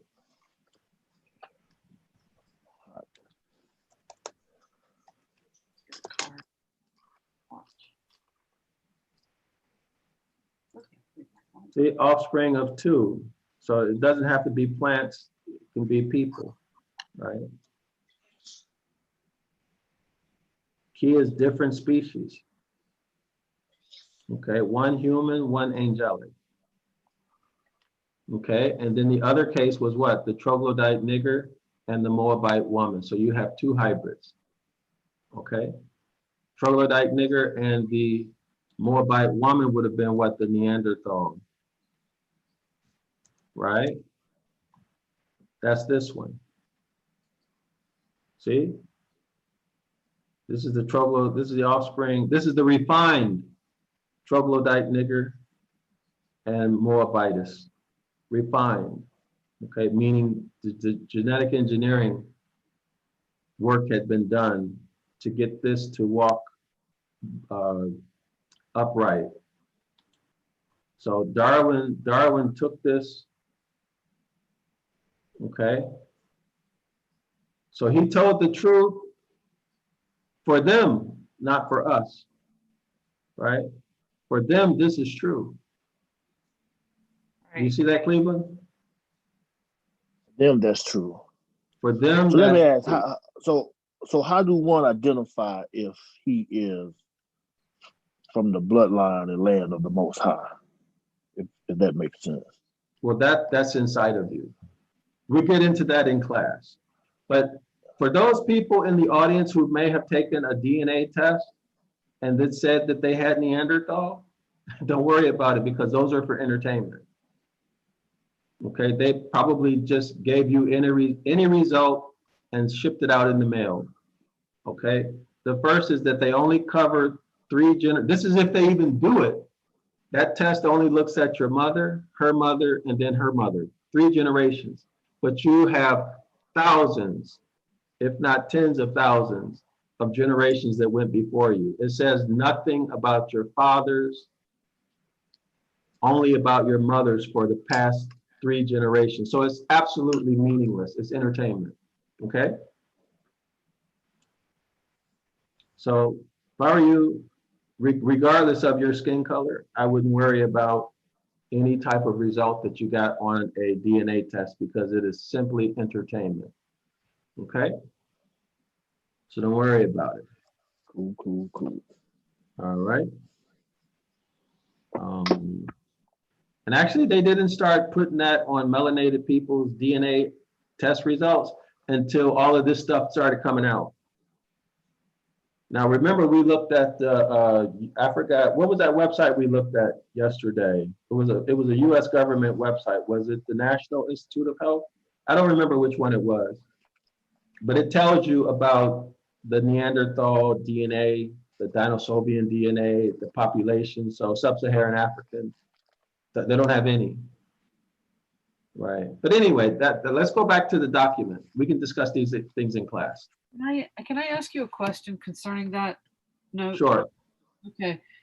Is it true to match a DNA, you have to have somebody from the 12 tribes who they knew was certified, which we know are you guys, but I mean, if they're doing this stuff and then they match it, they'd have to have somebody who they knew or they had certification or something that this other person they matched it to for their DNA would be of the 12 tribes, right? Right. That you're exactly right. That's why that whole notion of identifying who's Yasharala by DNA is a fraud. Okay. Because whose DNA do they have? Don't know. Right. And even if they did have the DNA, how can they prove that that person was from the house of Yasharala? And then how can they prove that the result that they're looking at isn't the result of DNA that may come from bacteria or, some type of other thing that may have distorted that DNA? There's absolutely no way of knowing that. Yeah. Other than you saying, okay, this person must have been based upon what? Culture, based upon geography. But that's not the way the Most High says we are to identify who's Yasharala. That's in Scripture. That's in Deuteronomy what? 28, right? So when people go looking at when people go looking at DNA and culture and Hebraic practices, it doesn't mean anything. Okay, what we have to do is stick to what the Scripture says, which would be the sign. Okay, so let's look at that real quick, and then let's go back to the document. Okay, so somewhere around the 40-something verse. Let's just do a search. But there's some Hebrew Israelites who say the E1B1A. That's nonsense. Yeah. It's nonsense. Okay. Because you have to have a standard. Right. Okay. So let's look at this. This is Deuteronomy chapter 28, verse 45. Cleveland, go ahead, read, please, 45. Moreover, all these curses shall come upon thee, and shall pursue thee, and overtake thee, till thou be destroyed, because you hearkenest not unto the voice of the Lord thy God, to keep his commandments and his statutes, which he commanded thee. Okay, so this is talking about what? Curses. So all of these curses are presented in Deuteronomy chapter 28, other places too, but primarily this is the foundational chapter for us that allows us to identify who we are. Okay, how? Through these curses. So read verse 46, please. And they shall be upon thee for a sign and for a wonder, and upon thy seed forever. So when this says they, what is this talking about? This is a pronoun for what? Curses. Curses. And the curses shall be upon you, right? Or what? A sign. Let's look up the meaning of sign. Well, better yet, let's go to the Bible Hub. What verse is that? 46. It's coming. I don't know. Good man. Donna, ask them to introduce themselves, please. I think it was just Jimmy coming back in. Oh, Jimmy coming back in. Okay, so that's Deuteronomy 46, you said, Donna? You guys help me out because my screen has a whole bunch of stuff on it and I can't see where, I can't see everything. So, Sorry, I said I thought it was Deuteronomy 46, but I'm not sure. am I in Deuteronomy 28? I'm in Deuteronomy 28. Well, let me just go back. Let me Deuteronomy. I'll send this to you. Deuteronomy 28, verse 46.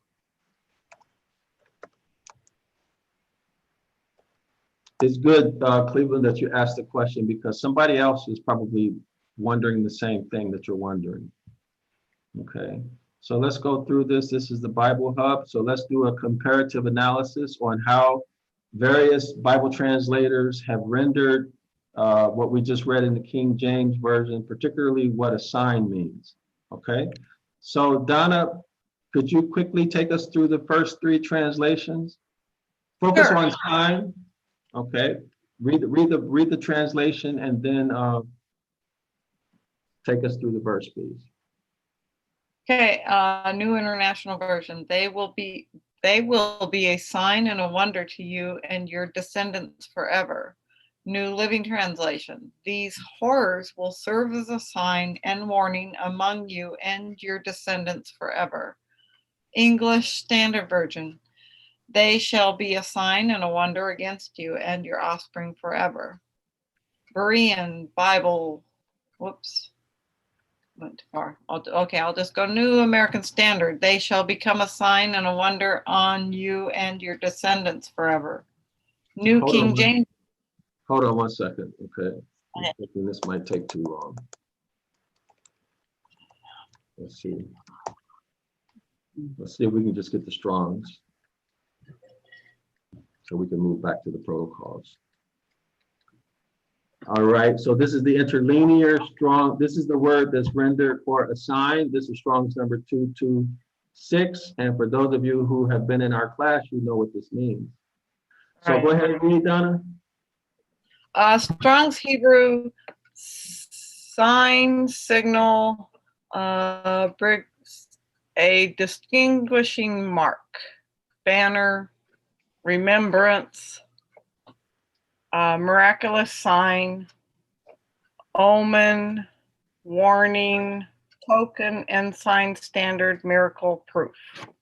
Okay, so now let's look these words up, okay? So we can get a better understanding of this. Renee, Cleveland, you guys can jump in. Volunteer reader, please. Renee, I'm here. could you please read the meaning of proof? Yes. Proof, evidence or argument establishing or helping to establish a fact or the truth of a statement. Okay, very good. So let's go back to this. Where's our scripture here? Okay, so verse 45, Deuteronomy chapter 28. Go ahead, read this, please, Renee, and then explain what this means. Okay, so you said Deuteronomy 28. Right here. Can you see it? Okay. Moreover, all these curses shall come upon thee, and shall pursue thee, and overtake thee, till thou be destroyed, because thou hearkenest not unto the voice of the Lord thy God, to keep his commandments and his statutes, which he commanded thee. 46.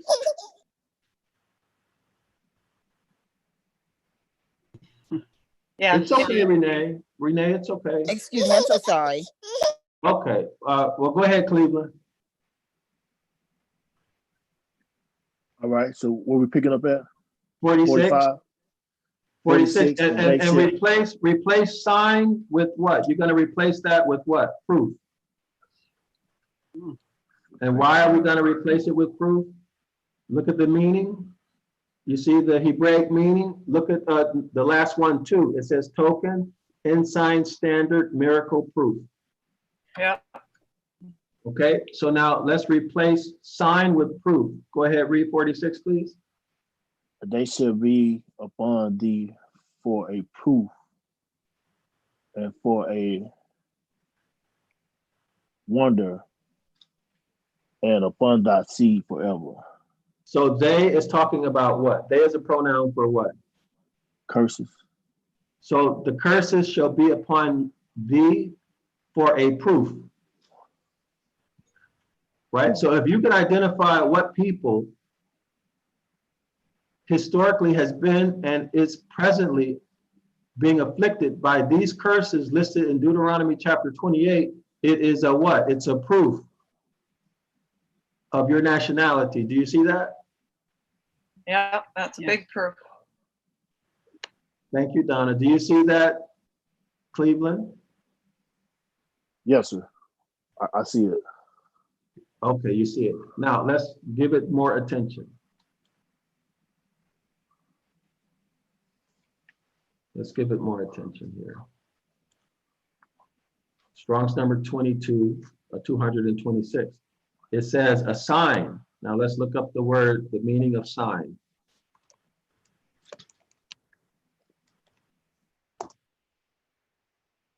Go ahead, read, please. Cleveland. A sign, an object, quality, or event whose presence or occurrence indicates the probable presence or occurrence of something else. Okay, so now let's go back here. So this is telling us the meaning of a sign. Will explain to us what 45 and 46 means, given this definition of a sign.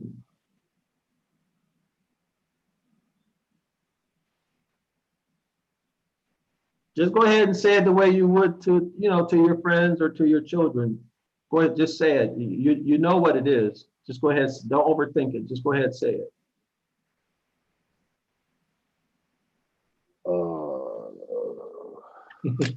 Go ahead and just start talking. You got it. Just start talking, let it out. You got it. Quality or event whose presence or occurrence indicates the probable presence of occurrence of something else.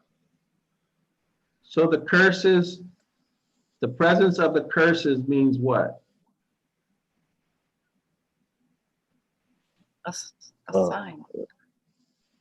A proof. Yes, very good. It's proof. And what else? When you're driving down the street and you see a stop sign, what does that mean? Stop, obey. It means stop, right? Right. When you're driving down the street and you see a Walmart sign, what does that mean? Walmart. There's a Walmart. There's a Walmart there, right? Right, that's so true. When you see a whole people who are suffering these curses that are listed in Deuteronomy chapter 28, what does it mean? That's the house of Yasharallah. Right. Right? That's the house of Yasharallah. When you're driving down the street and you see Office Max, you see an Office Max building, that's a sign that means what? Office Max is there. That Office Max is there, right? So when you look at a people and their history,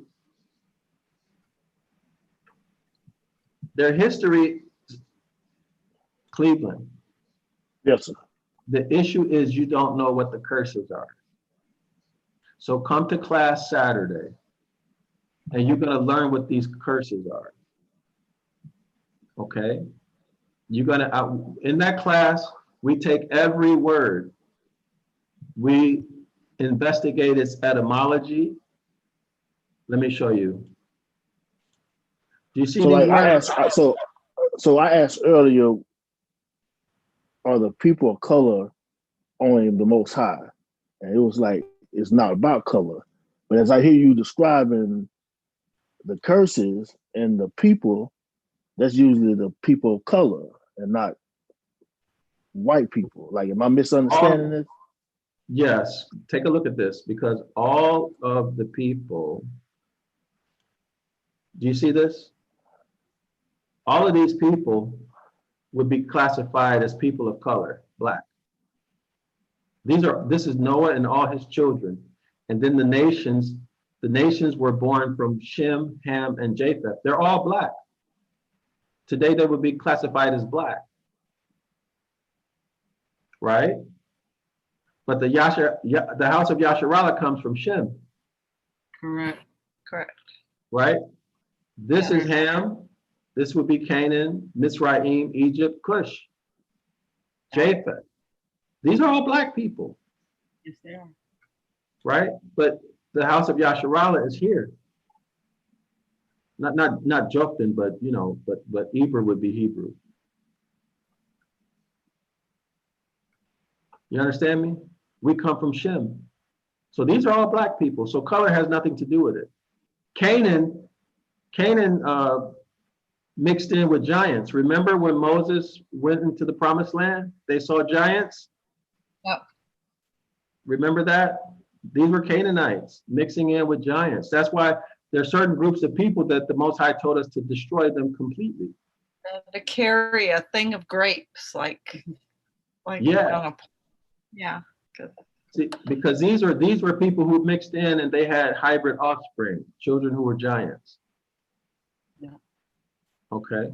But we'll give you that knowledge, Cleveland, in the class, okay? Roger that.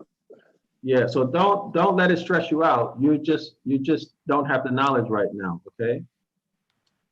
All right. But we'll give you the knowledge in class, okay? Does anyone know that Bible verse about the Canaanites about the giants? Let's see Nephilim. What were they I don't saying? look at this stuff every day, so. Mixing. Yeah. Okay, so let's look at this one. Genesis 6:4 reads as follows: the Nephilim were in the earth in those days, and also after that. These were giants. These were hybrids of the children of angels and women.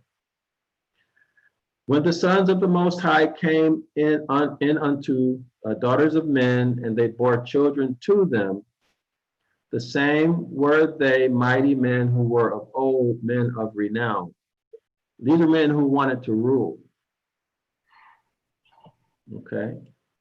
Okay. All right. So anyway. Yes. We're probably going to need to leave in about 15 minutes. So we just wanted to let you know. Okay. All right.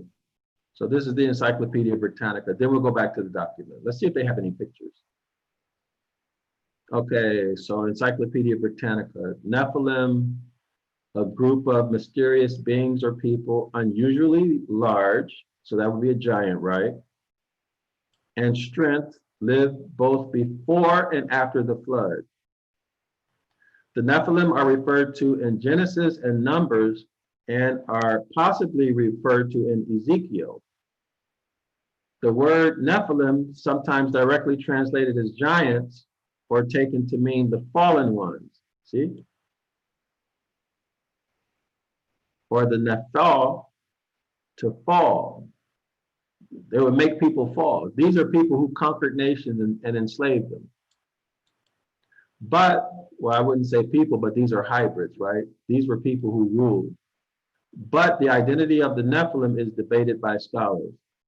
So anyway, so you can learn more about this. There's a whole lot on this topic. Numbers chapter 13, verse 32 and 33.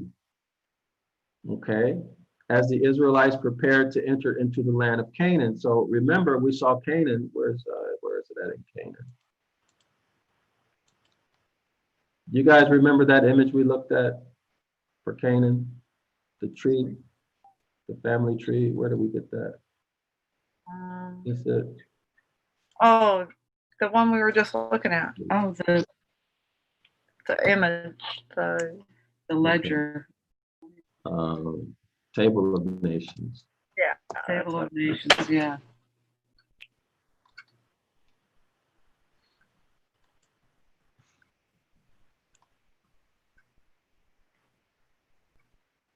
Oh, this is the one that's not clear. So, but anyway, you get this in, and you get this in the class. It was the sons of Noah, wasn't it? Yep. So Yeah. all, yeah. Oh yeah. Just Google the sons of Noah. Oh, Okay, here we go. All right. So do you guys see that? So here's Canaan. Yep. Canaan had children who were giants. Okay. So let me try to go back to the verse. Where's the Encyclopedia Britannica? Where were we? I don't know where we were. But anyway, we'll get back to it. can you go back to that family of nation thing, the family tree thing for a second? All right.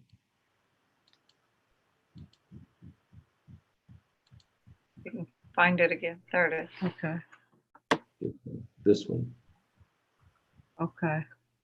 Let me see where, no, go back, go back, no, Up. no. Yeah, thank you. Okay. Okay. Hold still. All right. Okay, Cleveland, do you see Yaphat on the left-hand side, the son of Noah? Sorry. Say it again.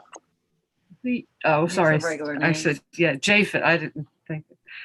Do you see Japhet on the left-hand side of underneath Noah?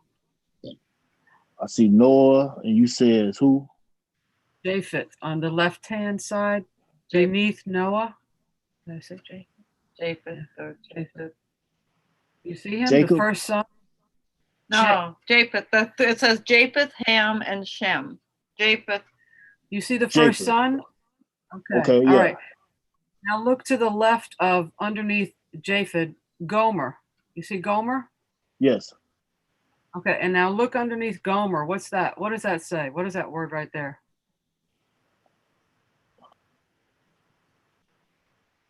Ash something. Do you remember seeing Ashkenazi. that earlier? Oh, go ahead, Ellen. Okay, it's Ashkenazi. Ashkenazi, you remember? Who's the Ashkenazi?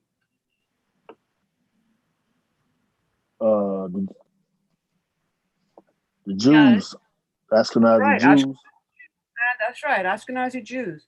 So the son of Japhat is Gomer and Ashkenazi Jews, and the son of Shem, which is your people, down on Shem's side, to go all the way down to Eber. From Shem down, I don't even know how to pronounce those names, but Salah and then Eber. Eber is how they say that? Hebrew. Hebrew. We say Hebrew. They changed it over the years. I think it's colloquialized, isn't it? I don't know. Anyway, Yeah. so there's Abraham. You see Abraham right there? Yes. Okay, there's Abraham, and those are your people. Those are your people right there. But the other side, that's the Jews. They're the ones who are Ashkenazi. They're in your tent right now. They're in your house. They're living in your land right now. The case of identity theft. Actually, the Ashkenazi, here's the issue.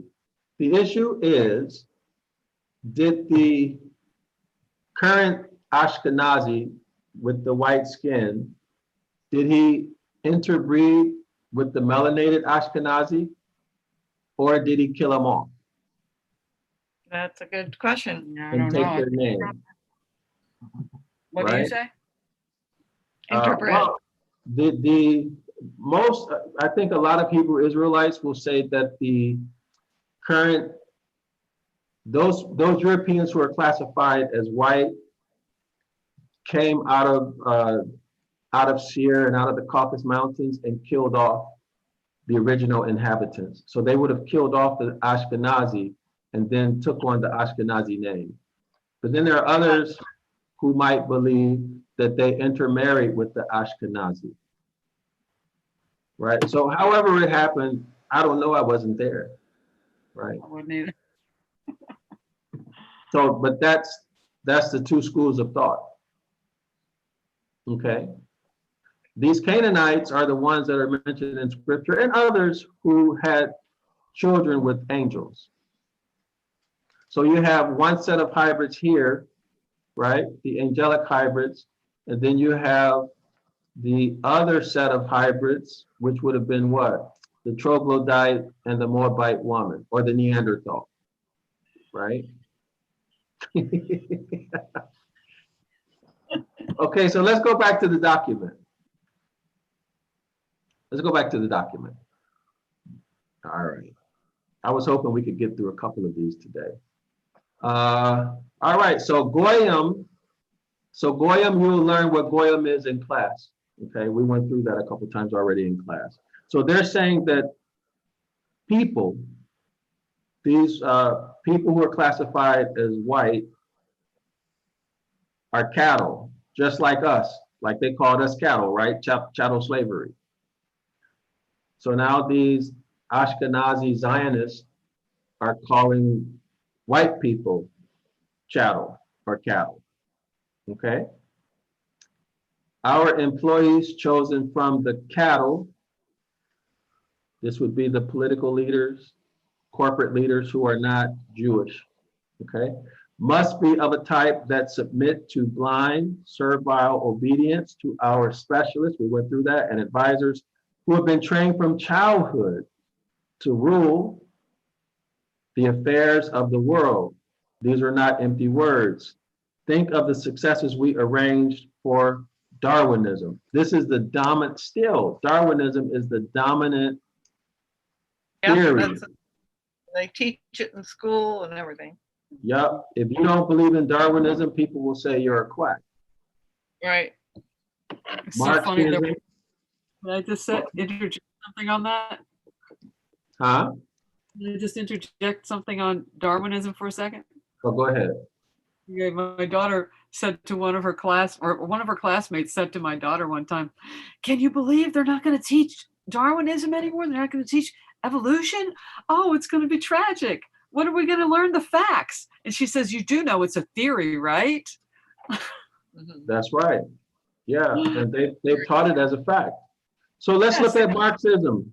Go ahead, Ellen, please. Oh, okay. Marxism is a social, political, and economic philosophy named after Karl Marx, which examines the effect of capitalism on labor, productivity, and economic development, and argues for a worker revolution to overturn capitalism in favor of communism. Right. So what is this telling us? Now, remember, these protocols are to make it so that the people who have the gold rule. Right. For the Jewish people. Okay, so social, the way people interact with each other. Political would be the power, right? The government. Right. And economics. So this is involving gold. Right? This is what they're focusing on right now. Examines the effects. So if you do that, this would be cause and effect, right? Cause and effect. Effects of capitalism on labor, productivity, and economic development. Remember, Protocol 1 talked about perfect capitalism being what? A state of slavery. Yep. For everybody except for non-Jews. Right. Okay. And it says, and argues for a worker revolution to overturn capitalism in favor of communism. So in other words, they're getting the workers, the non-Jews, to participate in what? Putting forth socialism. Y'all see that? Argues for a worker revolution to overturn capitalism in favor of communism. Communism, socialism. So in these protocols, they want to create what? Global socialism. Right? That's what this is all about. So they're tricking people. Marxism, on its surface, is supposed to overturn capitalism. But in fact, that's not true. In fact, the purpose of Marxism is to what? Create the condition of perfect capitalism, which is socialism or communism. Isn't that what we saw? Right. Go back into the document. Ellen, go ahead, read from These Are Not Empty Words. These are not empty words.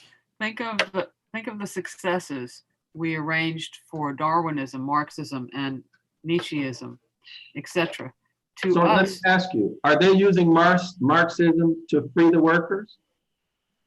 no. But this is what they're saying in the definition, right? Right. They're using it in superfluous fashion, hyperbole or whatever. Right, they're using Marxism to create the condition of perfect capitalism, which would be communism or socialism, which is what they want, everybody to be enslaved to the government. Yeah. Y'all see that? Yeah. So they're tricking people. Yeah, Yeah. big time. This is deceit. Remember what they said in protocol number 1, by any means necessary, including deceit and make believe. Yep. Right, and then what did that Jewish guy say in the video? Remember what he said? He said, if you don't have intellect, you can read. So if you're aware and you read this definition, you can see that this is a contradiction. Yeah. Right. Yes. You can also see that you can also see that evolution is not a fact.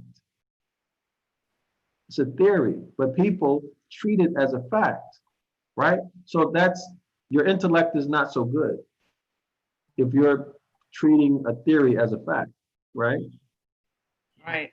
But they create the situation, whereas if you disagree, then they make you look like an idiot. Yeah. Yeah. It's the same thing they're doing now with homosexuality and pedophilia and stuff. You know, they're trying to get everything to be accepted. And you look like the outsider if you don't accept everything that's filthy and disgusting in there. Yeah. I'm sorry. I'm going off on a tangent. Never mind. That doesn't have anything to do with this. Okay, so this is Nietzsche, an influential German philosopher, remembered for his concept of the Superman and for his rejection of Christian values. Oh. Right? This is Nietzsche. Let's see.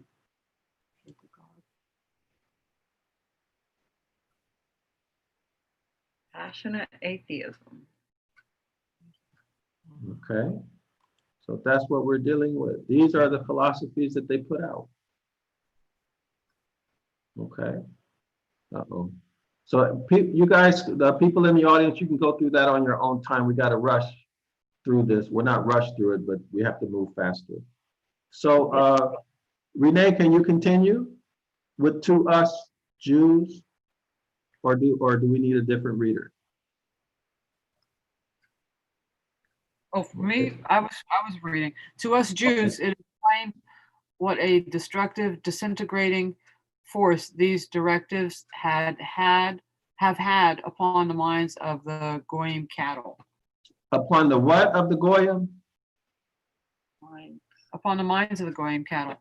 So this is saying that what? Darwinism, Marxism, and Nietzscheism has destroyed the mind of the non-Jews who believe this stuff. Yeah. Do we see that in society?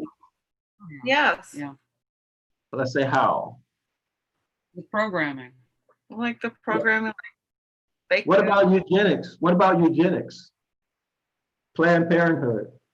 Oh yeah. Oh yeah. Oh yeah. Justifying killing babies. Chemtrails, vaccinations. I mean, go on. Right. Park, everything. Okay. All right. So let's continue with the next paragraph. Okay. I'm gonna ask Cleveland to go ahead and take it because I'm gonna go ahead and bow out. And I'll see you guys later. Okay. Nice seeing you, Ellen. Thank you for contributing to the panel discussion. Much appreciated. Yeah, we both have to go. Sorry, Dr. Yusapa. Have a good evening, ladies. Thank Okay. you. Nice meeting you. Aloha. You too. Peace and blessings. Peace and blessings. Shalom. Shalom. Okay, let's The go with great the next paragraph. the great force of today is the press. It's in our hands, and through it, we have gained the gold. Gathered out of oceans of blood and tears, we have had to sacrifice a few of our people, but one of us is in the sight of God. Is worth 1,000 go-on cattle. Okay, very good. So Such is there any as truth in that statement? Is there any truth in that paragraph? Yes, very much so. The press is God in many ways, just based on the fact that so many of us, our people, the world is dependent on television and the secret programming, with all the ads, the shows of homosexuality and the entertainment world keeping true knowledge away from the masses. So the press is very much is very much in play. Okay, so what group of people owns the press? The Jews. Yeah, we don't even need to look that up, right? Because everybody knows. Yeah, right. Okay. So they owned it back then. They also owned it during World War II, right? Yeah. And they used the press. That was part of how they got that war started, or what caused that war. So we do see this in reality. This is actually played out. Can I just want to share an observation Mm-hmm. based on what he's saying about the news and what we're saying now is the fact that it's what we call it subliminal messaging is how that's being used. Yes, to create a state of what? Fear. And remember what they said earlier in Protocol 1, Cleveland, about violence and terrorism being used to seize power. Mm-hmm. That was in Protocol 1. But notice what it says. It says, we have gained the gold gathered out of oceans of blood and tears. Oh. Right? That goes back to Protocol 1. And we do see that. Okay, and what is this in capital all caps? We have had to sacrifice. Oh, you know what people would say? You guys know the meaning of Holocaust?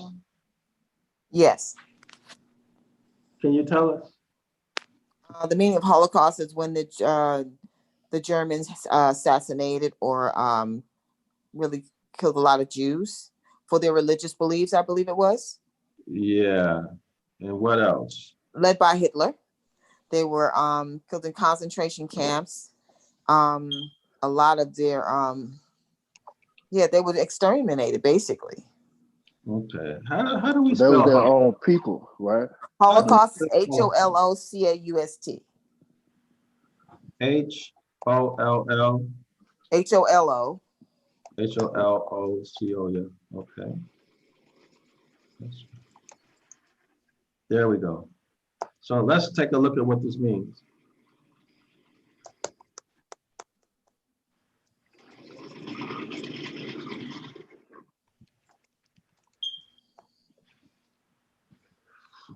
Y'all see that? Mm-hmm. Holocaust, religious What's the meaning? Sacrifice. Huh? Oh, a religious Holocaust is sacrifice. what? Fire. A religious sacrifice, animal sacrifice. And then let's go back here. It says what? We have had To to sacrifice a few of our own people.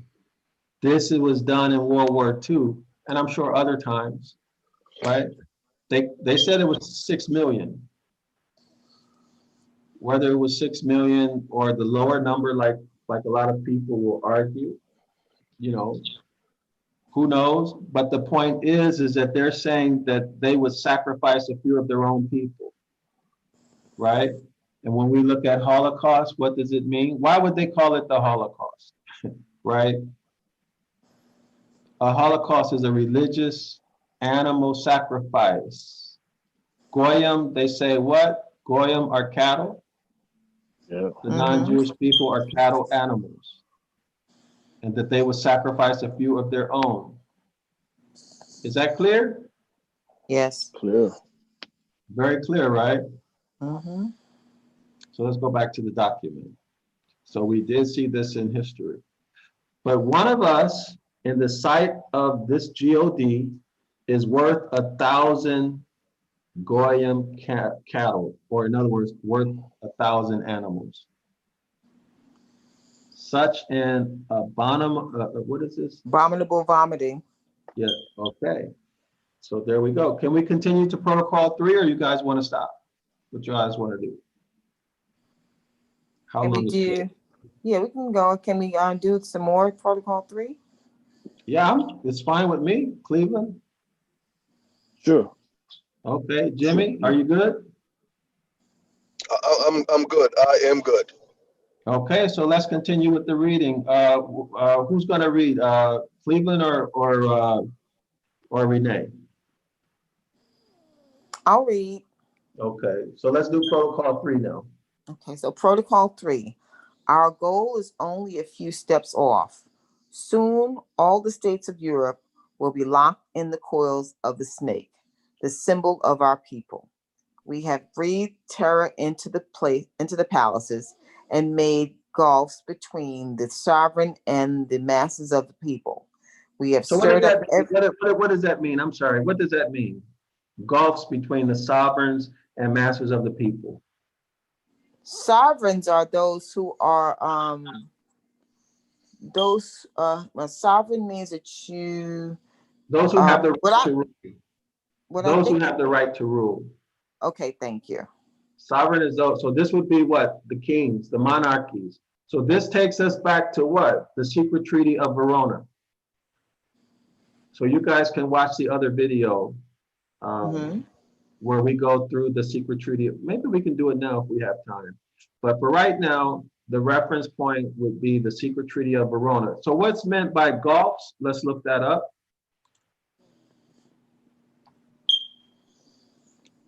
Get a precise meaning. Okay, go ahead, read, please. A deep inlet of the sea, almost surrounded by land, with a narrow mouth. The similar word. The similar words. Similar words are inlet, creek. Hold on, I gotta enlarge it for a minute. Okay, so let's skip to number 2. Because that's not apropos. Let's skip to number 2. A deep ravine, chasm, or abyss. All right. So that's pretty clear, right? Yes. Let's look at chasm. Go ahead. A deep fissure in the earth, rock, or another surface. Also meaning a gorge, again, abyss, a canyon, ravine, gully, gulf, pass, or defile. Second meaning is a profound difference between people, viewpoints, feelings, etc. Okay, so now let's go back to the document. Let's reread that. Okay, so we're saying that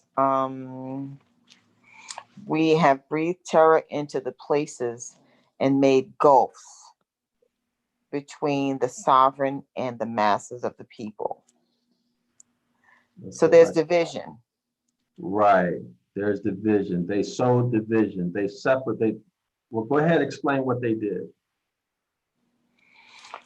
So what they did in protocol is that they have purposely put division between those who are rural and those who are the genome, I guess, cattle, I would say.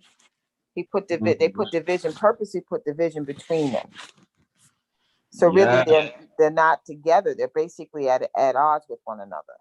So they created the conditions that led to what? Revolution. Yes. And political, social turmoil, economic turmoil, financial turmoil. Right, which is what the next sentence comes up with. Yeah, and what does it say? Breathe terror. Yes. So let's look up terror. I know everybody knows what it means, but it's nice. It's a good thing to have these precise meanings.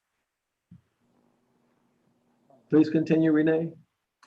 Terror, extreme fear, dread or horror or fright. Okay, now let's Second go back meaning to is a the person, document. especially a child, who causes trouble. Yeah, so they breathe extreme terror, fear, or dread into the palaces. This would be the sovereigns, the kings, the princes, the queens, right? Yes. The Christians who have position, right? Yes. The Pope, the Cardinal, the priest. Mhm. They put the fear of God in them, right? Yes. And made gulfs between them. In other words, they did what again, Renee, before you move forward to the next one? They created devices or division between them. Yes, excellent. Let's continue with the paragraph, please. Okay. So we have stirred up every form of trouble. We have fomented all manner of disturbances. We have armed all parties. We have made gladiatorial arenas of all states. So what does that mean? So they stirred up trouble, purposely they stirred up trouble and have fomented all manner of disturbances, creating disruptions. Let's say, for instance, like the protests in the street that we have now. Yes. Um, Black they have Lives armed, Matter. they have armed parties, so they have, I guess, with regards to the giving them arms, to freely to arm themselves, which we've also seen in this time with regards to the marches and stuff.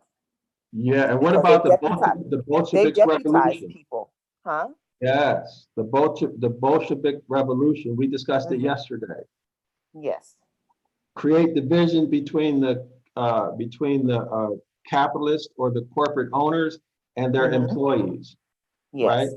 And Mhm. also the government. Create divisions. And what's going to happen out of that chaos? They're going to come up with some type of what?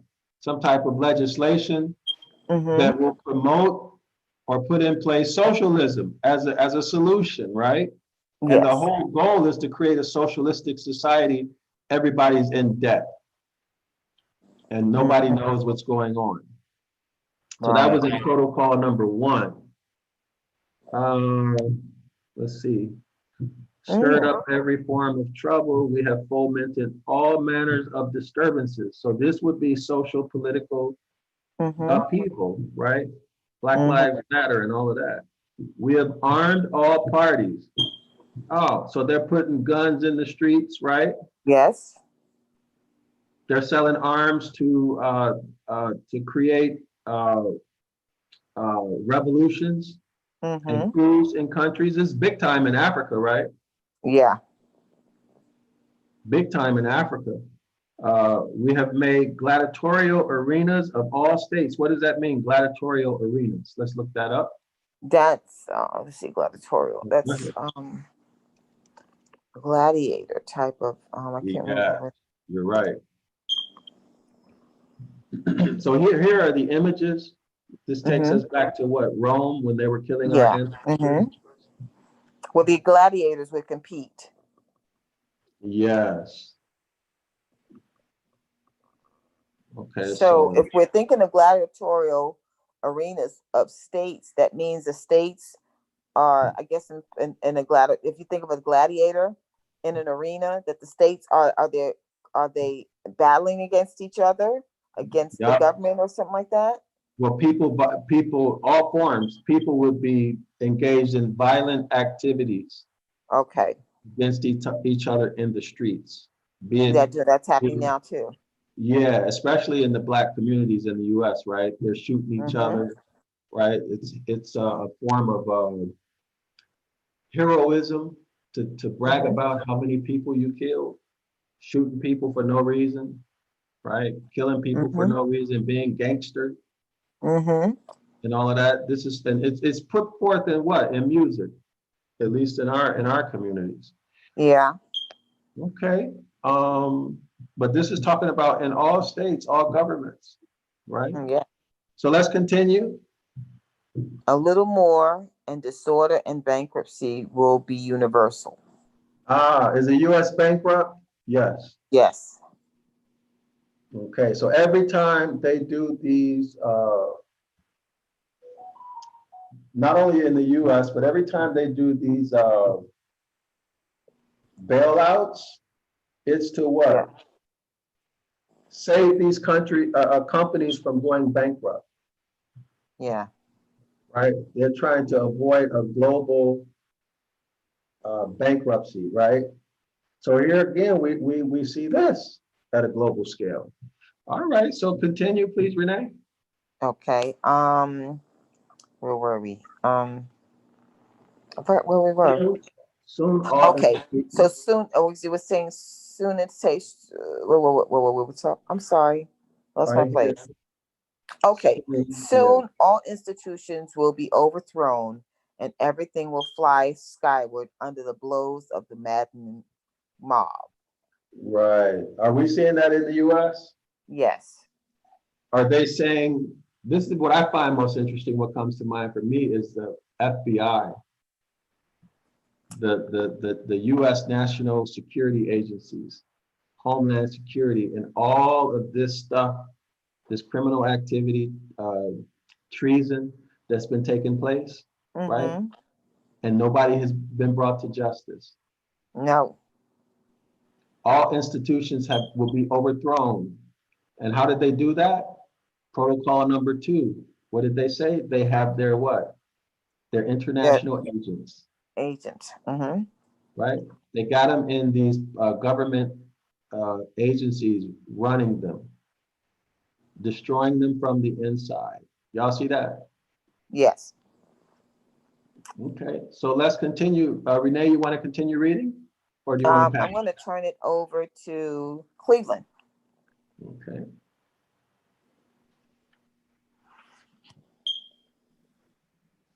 All right. All people are chained down to heavy toil by abject poverty.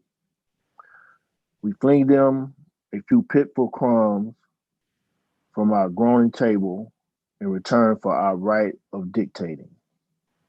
We shall crush them into the most miserable of slavery and serfdom. We have annihilated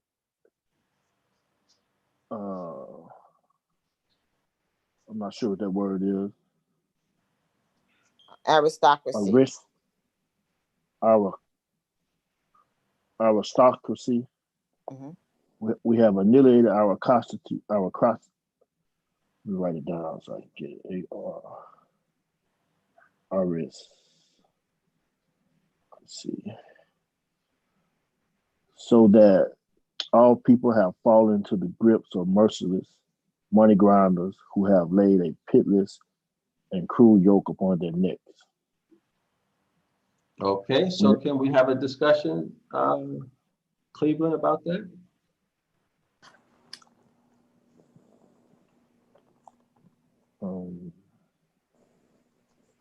All people are chained down to heavy toil. Mm-hmm. That means work, right? Yeah. Heavy toil by abject poverty. So they're going to be doing work and not getting paid enough to make a decent living. Mm-hmm. Okay, and also what? They're going to be getting taxed, traffic tickets, sales tax, all of these other tax, right? To take away their income. We fleeing them a few pitiful crumbs from our groaning table in return for our right of dictating. So in other words, they're going to give people what? Welfare, just enough to keep you from revolting, right? We shall crush them into the most miserable of slavery and what? Serfdom. Serfdom is what? Servitude. Yes, servitude. Servitude. This was in what? This was in Europe. They called it serfdom, but it was servitude where what? The people were tied to the land. They couldn't move. Let's look it up. Mm-hmm.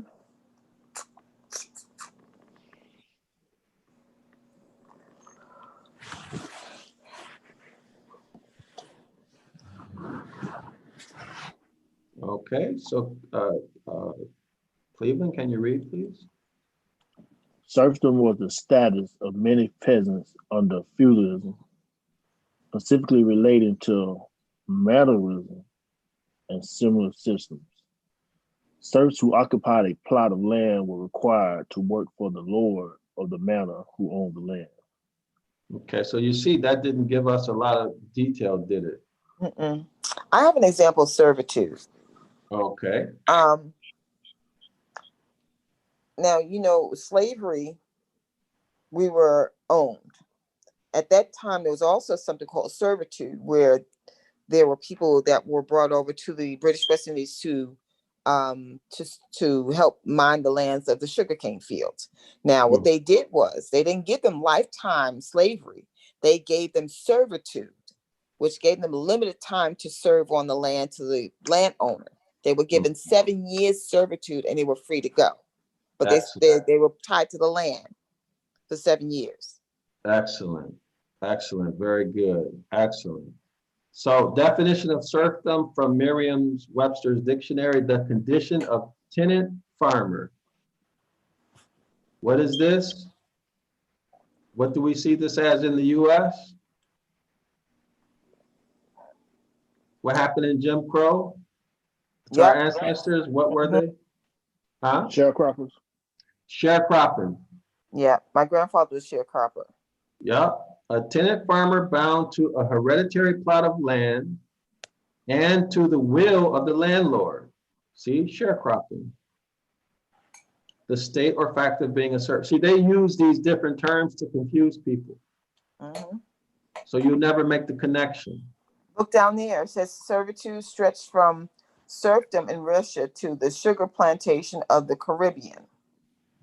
There you go. The indigenous slave systems in Africa that supplied both the Arabian and Atlantic slave trades. See? Okay, so this is what they're talking about. Right? In order to exist in a situation of servitude, that means what? They had to take away all of your rights, right? Yep. Okay, which is what they were talking about doing.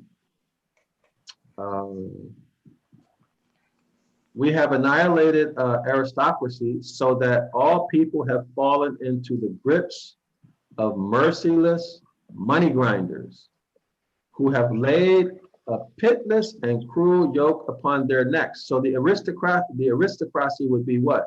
Those rich business owners who were not Jews, right? Who were greedy enough to participate in the fraudulent banking system that the Jews put forth to their own demise, Right? Those agents who were traitors against their own people to get selfish benefit to their own demise. Y'all see that? Pitiless and cruel. We got that from that was in Protocol 1, right? Yes. I know everybody knows what pity means, but let's look it up to get the precise meaning. Cleveland?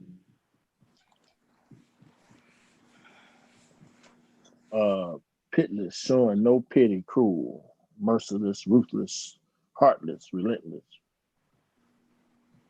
Hard-hearted, hard, stony heart, stony, callous, cold-hearted, cold-blooded, unforgiving, unfeeling, uncaring, unsympathetic, unmoved, inhuman, barbarous, savage, sadistic. Think about these police killings of our people on the street. How about one worse? How about how merciless when you throw children as bait to alligators? That's right. That's right. So we see this, right? And what about when you go to court? What about what Joe Biden did with the 94 crime bill? Locking up all of our people. That's savage, sadistic. It is. And then the man has the nerve to turn around and say, if you don't vote for him, you're not black. And our people are so mentally destroyed that they don't see that as being a reason to never forgive this man, to work against him. You got people who are actually promoting voting for Joe Biden, overlooking what he did, talking about he made a mistake. That's how destroyed we are in the brain. Mm-hmm. Okay, so we see that in history. All right. So let's go to the next paragraph. We We entice entice people. people into the ranks of our fighting forces, socialists, communists, or narcissists. Anarchists. So this would be like the what? Jesse And Jacksons of the world from our community, right? This would be like the Jesse Jacksons of the world. The who else would we consider Al Sharpton? Yeah, Al Sharpton, and some other people who, if we named them publicly here, they might get really, really upset. But we know who they are, right? Uh-huh. Uh-huh. These traitors. What does it say? We entice people through what? Through personal wealth, personal privilege. Mm-hmm. We entice people into the ranks of our fighting forces. They're working against our people. One way to identify these people is that they call you black man. They call you African American, and they encourage you to identify as black and African American. Mm-hmm. Right? We entice people into the ranks of our fighting forces, socialists, communists, and anarchists. Continue. the aristocrats, for their own good, were interested in seeing the workers well-fed, healthy, and strong. We are interested in just the opposite. The killing out of the gone cattle. Our power lies in the chronic shortness of food and physical weakness of the worker. Now, why would that be?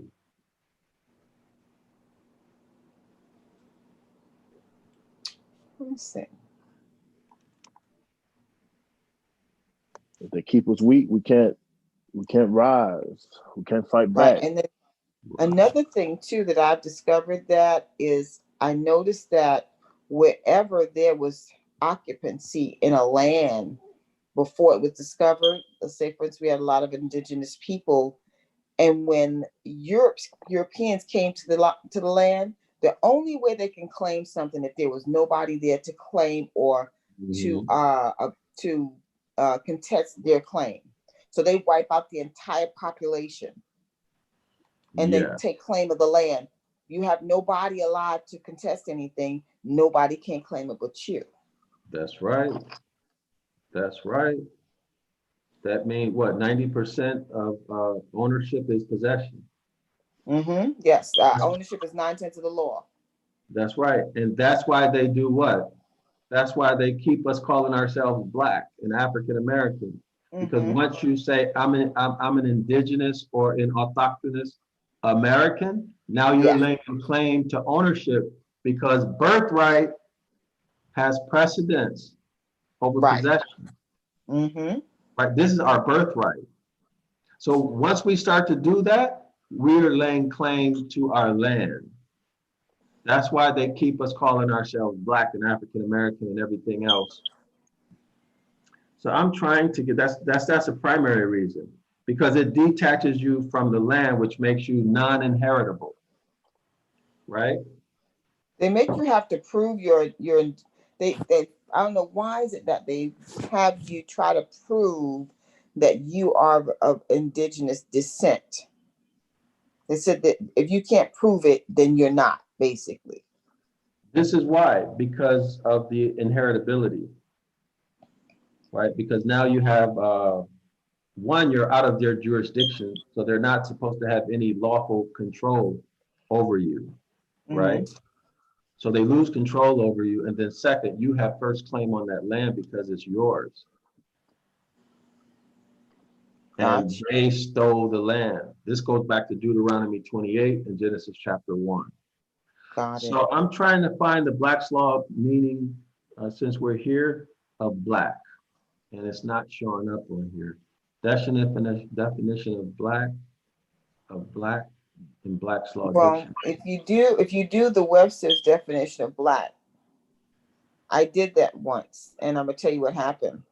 Yeah. I met a young man, we were talking, and I was telling him how the definition of color, and we were just talking. So I showed it to him, and my mistake was printing it off for him to read. He left it in the mail room, and they brought it back to me, how they knew that I printed it, and they let me go because they said I was inciting racial tension. Wow. I'm sorry to hear that. Oh no, I didn't feel, I got other jobs, but hey, it was just a definition of words that I was Mhm. showing him, which was bigger than that. Wow. So I wonder if he did that on purpose. I thought about that too. I wonder if he did it on purpose too. You can't put you can't put nothing past nobody these days, No, you can't. So let's see if we can find it real quick. I want you guys to see when a person identifies as black, what they're doing to themselves. I have a definition here. You may read it. Yeah, please read it. Okay. Tell us your source too. Okay, I'm looking at the do. Hold for a second. Okay. I look for dictionary definition of black. Okay. What's the name of the dictionary in case somebody wants to check? Let me see. I'm gonna find out for you. It just says definition of black. That's the first thing that came up when I Googled it. Okay. Okay. Go ahead, read it. So as an adjective, the very darkest color owing to the absence of or complete absorption of light, the opposite of white. The second one says of any human group having black colored skin, especially of African or Australian Aboriginal ancestry. As a noun, black color or pigment. Second definition is a noun is a member of a dark-skinned people, especially one of African or Australian Aboriginal ancestry.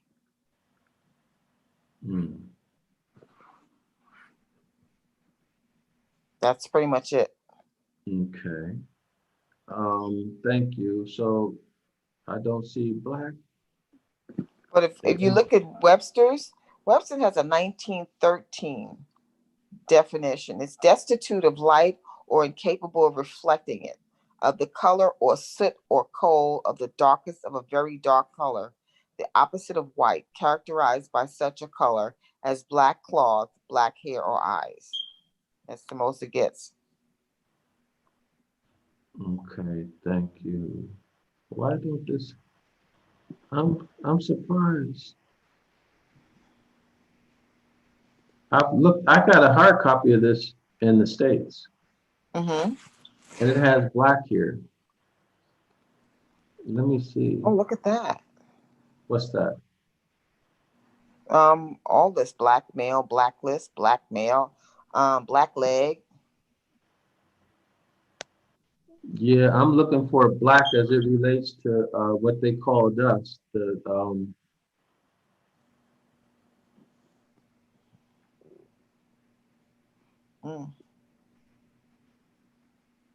don't see it here. I don't know if this is an abbreviated or rather an abridged copy, but I don't see black. Black X. In the this is the Black's Law Dictionary. Okay, and they have a definition of black. Gives you the legal definition. Okay, and it's terrible. And I don't see it here. This is supposed to be the 4th edition. but I don't see it here. So I guess they took it out. It was your legal definition of person Black's law, you mean? Black's Law Dictionary. It gives you, see, black is a political status. Let me search it that way. Yes, Father.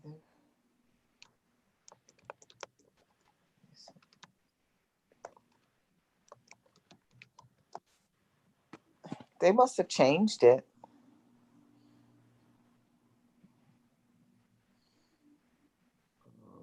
Oh, I know. Let me search a phrase.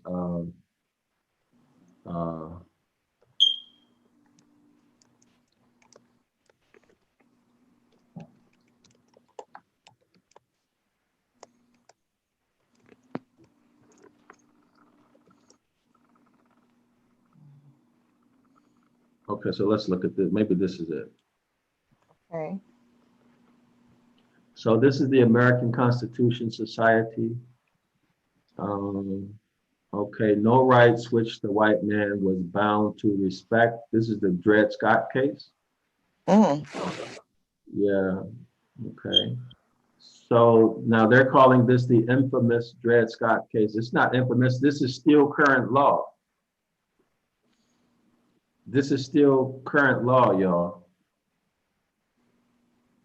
It says here, in the Supreme Court's infamous Dred Scott case, the Dred Scott versus Sanford case, in which an African-American slave sued for his freedom. Dred Scott's argument was that because he had been brought into free territories, he could not be returned to the bonds of slavery. Over the course of 11 years, his case was litigated several times over and eventually wound its way into the United States Supreme Court. On March 6, 1857, this Chief Justice issued what is widely regarded as the worst Supreme Court opinion ever. This is garbage. That's not true. This is still good law. They never overturned this. This is still the law of the land. He noted that the question before the court was whether African Americans are citizens of the United States and thus able to file suit in federal court. His analysis of that issue is couched in abjectly racist language. African Americans, this is open quote, African Americans had for more than a century before been regarded as beings of an inferior order and altogether unfit to associate with the white race, either in social or political relations, and so far inferior that they had no rights which the white man was bound to respect, and that the Negro might justly and lawfully be reduced to slavery for what? His benefit. He was bought and sold and treated as an ordinary article of merchandise and traffic whenever a profit could be made by it. So this takes us back to the protocols. They want to do the same thing that they did to us now to those white people who are classified as white, but who are not Jewish. Okay. The response to this opinion, that's a close quote. The response to this opinion was immediate. Okay. Rather than settle the issue of slavery, it simply inflamed the public. So let's go.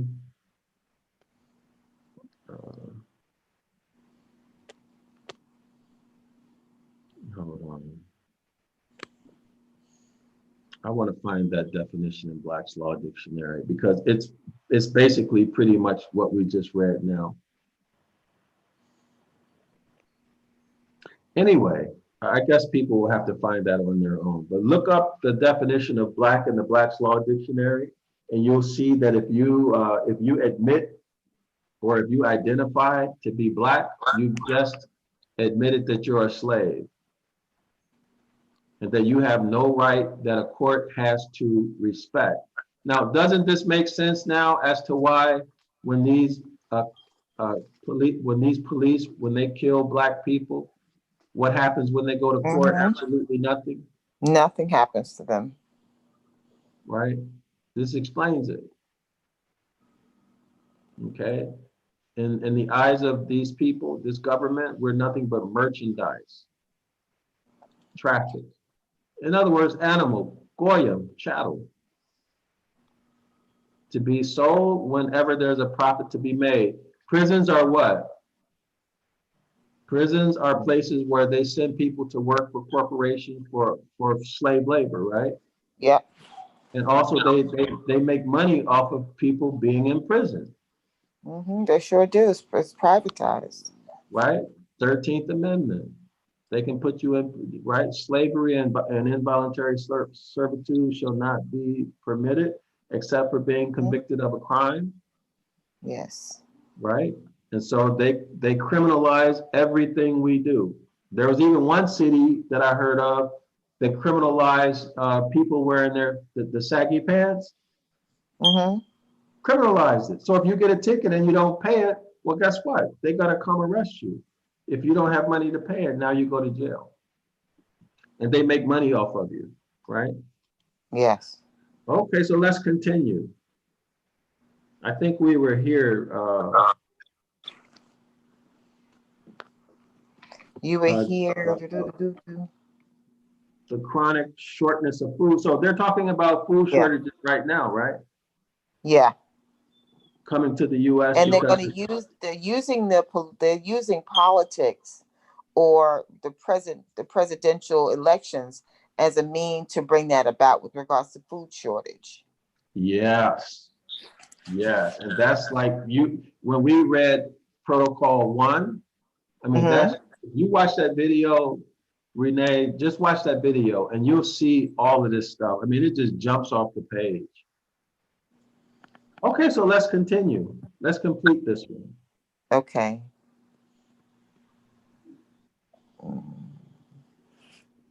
Cleveland.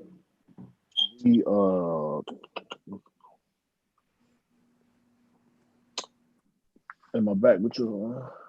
All right. By want and envy and hatred, we should move the masses to wipe out with their own hands all those who hinder us. When the hour strikes for the sovereign Lord of all the world to be crowned, these same hands shall sweep away everything that hinders. The abomination of desolation, the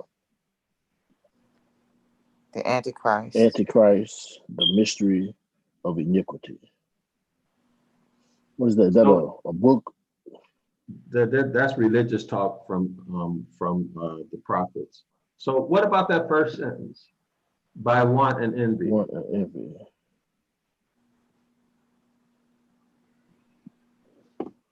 What are they going to do?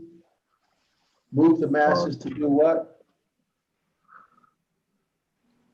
To wipe out their own hands, all those who hinder us. So who are they going to use to do the dirty work? The people. Yeah, they're going to use the people, the non-Jewish people, right? They're going to be responsible for killing their own people. You know, that's like what's going on in Chicago, or murder a day, or fights in the streets. Yeah. Yeah. And some of these people, they may not even know that they're being used, right? No. But they've been conditioned to the point that they know exactly by what they're doing, who they can influence or not, and it's just reflected in their actions. So when we say by want, that means you're hungry, right? You're poor. Mm-hmm. Envy, you want things that don't belong to you, and you hate something. Passionate hatred. And hatred. So this, for me, describes a lot of these hate groups, right? That we see popping up. Yes. And they're working at so one group hates the other, but they're all in the Zionist eyes, they're all goyim. but they hate each other and they're fighting and killing each other, wiping each other out. Kind of like what our ancestors did in the 1800s, right? We fought with each other until we became so weak that these hybrids were able to overtake us and take our landmass. Okay, so let's go to the next paragraph, the Goyim cattle.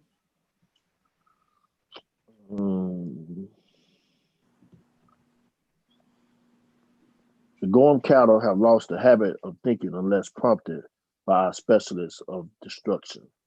Oh, that's deep. What does that mean?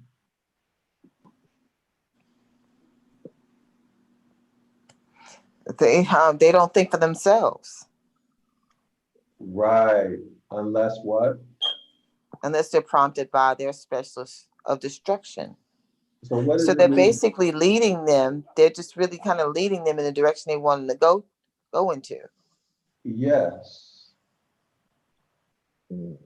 And why? And how is it that they're doing that? It's through the media, right? Through the media, yep. And through the education system. Yes. They're controlling what you learn and what you perceive. Exactly. And they've made conditions so that people don't want to think. Thinking would be what? Analysis. Well, let's look it up. Yeah, they think it's hard work. Yeah.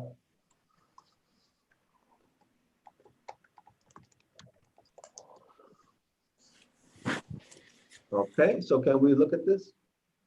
We get a reader, please? The process thinking, noun, the process of using one's mind to consider or reason about something. Adjective, using thought or national judgment. Intelligent. Okay, so let's Where's look my at charger reasoning. cord that was in this wall? Let's look at reasoning. So what does reasoning mean? As a noun, the action of thinking about something in a logical, sensible way.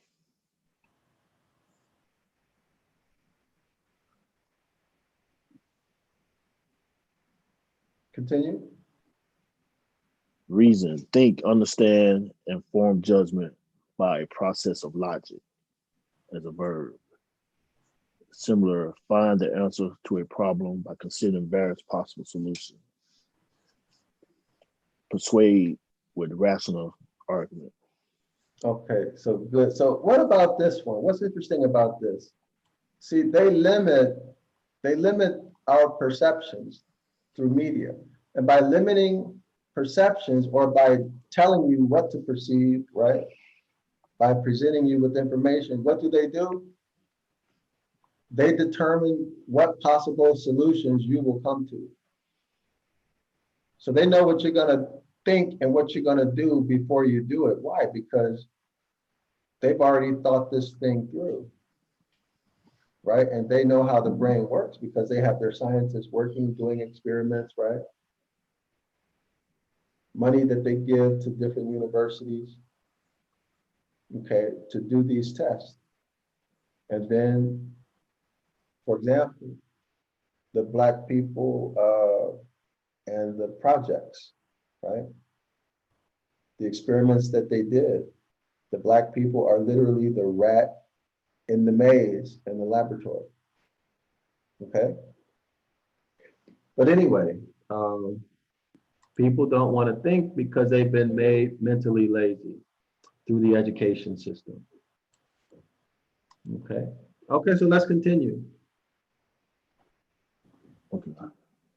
All right. We shall create an economic crisis which will stop dealings and all exchanges and bring industry to a standstill. That's COVID, right? Yep, that's COVID. We shall throw upon the streets whole mobs of workers simultaneously all over the world. That's George Is that Floyd. COVID? Yeah. Who will rush to loot property and delight to shed blood. So that would be what? Black Lives Matter, Antifa. Yeah. Okay, let's continue. That'll be the hours they would not touch because the moment of attack would be known to us and we should take measures to protect our own.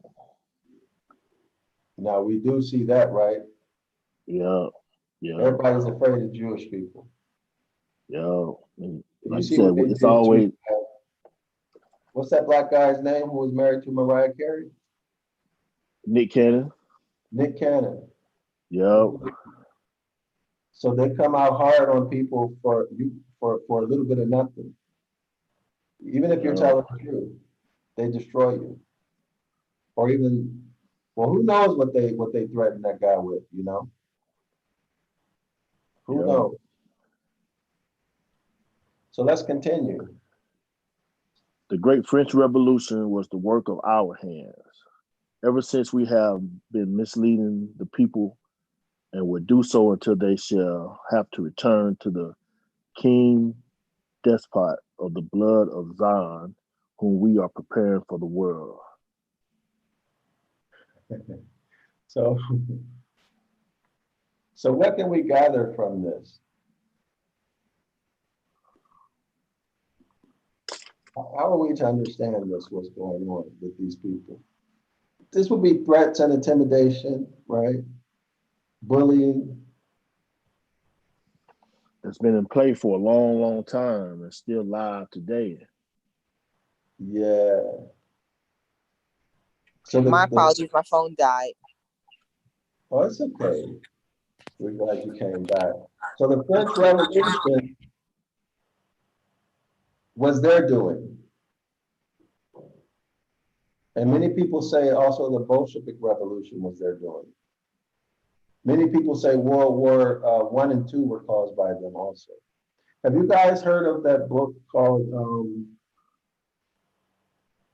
is it Stanley? Have you guys heard of that book that talks about it's escaping my mind right now.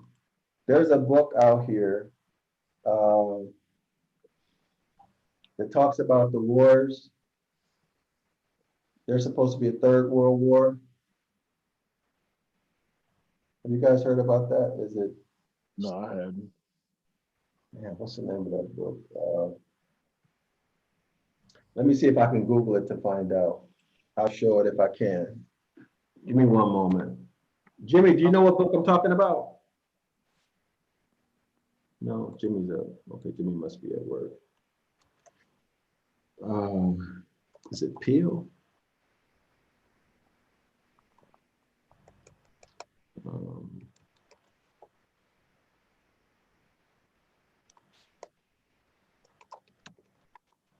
It's not coming to my mind right now.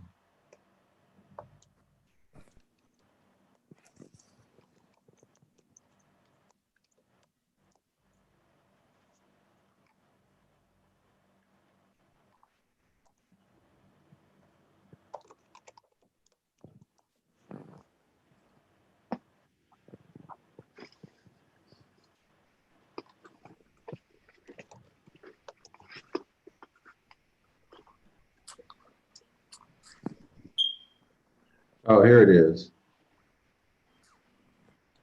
So yeah, take a look at this, Albert Pike.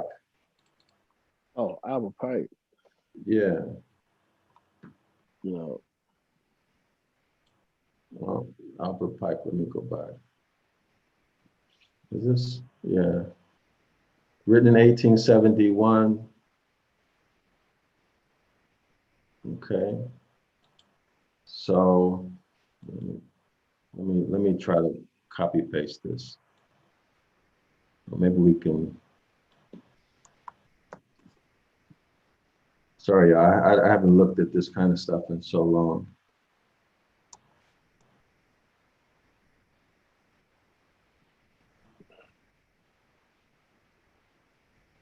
Yeah, morals and dogma. This is it. Morals and dogma. So in this book, he predicted the great wars. And I guess there's a third one supposed to be happening. Okay. He was a 33rd Mason to Scottish Rite. You guys see that? In the US. Yeah. This is dogmas, morals and dogmas. So, yeah, you can find stuff on this on YouTube, or I guess by the book, if you got the money. So these protocols use Freemasonry. As when we go through it, you'll see it. But anyway, here it is. For anybody who wants to go further in this, because we're going to wrap it up. But this is it, Morals and Dogma by Albert Pike. Okay, so go through this, search it on YouTube. Okay. Amazon has it. Amazon has it? Yes. Okay. Yeah, so let's do it that way. And that'll give more insight into these protocols. Okay. As a matter of fact, let me see about YouTube. Let's see what we can find on YouTube real quick.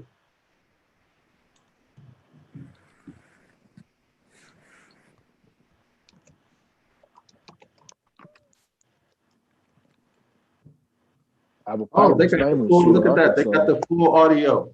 Huh? He was famous here in Arkansas. Oh yeah? Yeah, he was a lawyer, a judge of some sort, defended the Indians. He has a big Masonic temple here in Little Rock, Arkansas. Streets named after Albert Pike Road in Hot Springs. Yeah. So yeah, so thank you, Cleveland. So these audio, you can get the audio book on YouTube. And then correlate that back to the protocols of the learned elders of Zion. So it's there. Thank you, Renee. Oh, no, you're welcome. But again, everyone, this all correlates back to the curses in Deuteronomy chapter 28. Okay, this all has to do with the curses in Deuteronomy chapter 28. So everybody is invited to come on Saturday to the Deuteronomy chapter 28 class. Yes. 9 a.m. Eastern Standard Time. And we will break down every word into its root, prefix, suffix, or base word, or whatever. That'll make sense when you come to class. We go through the etymology of each word, and all of this is in great detail. And then we go into the part of speech and the grammar.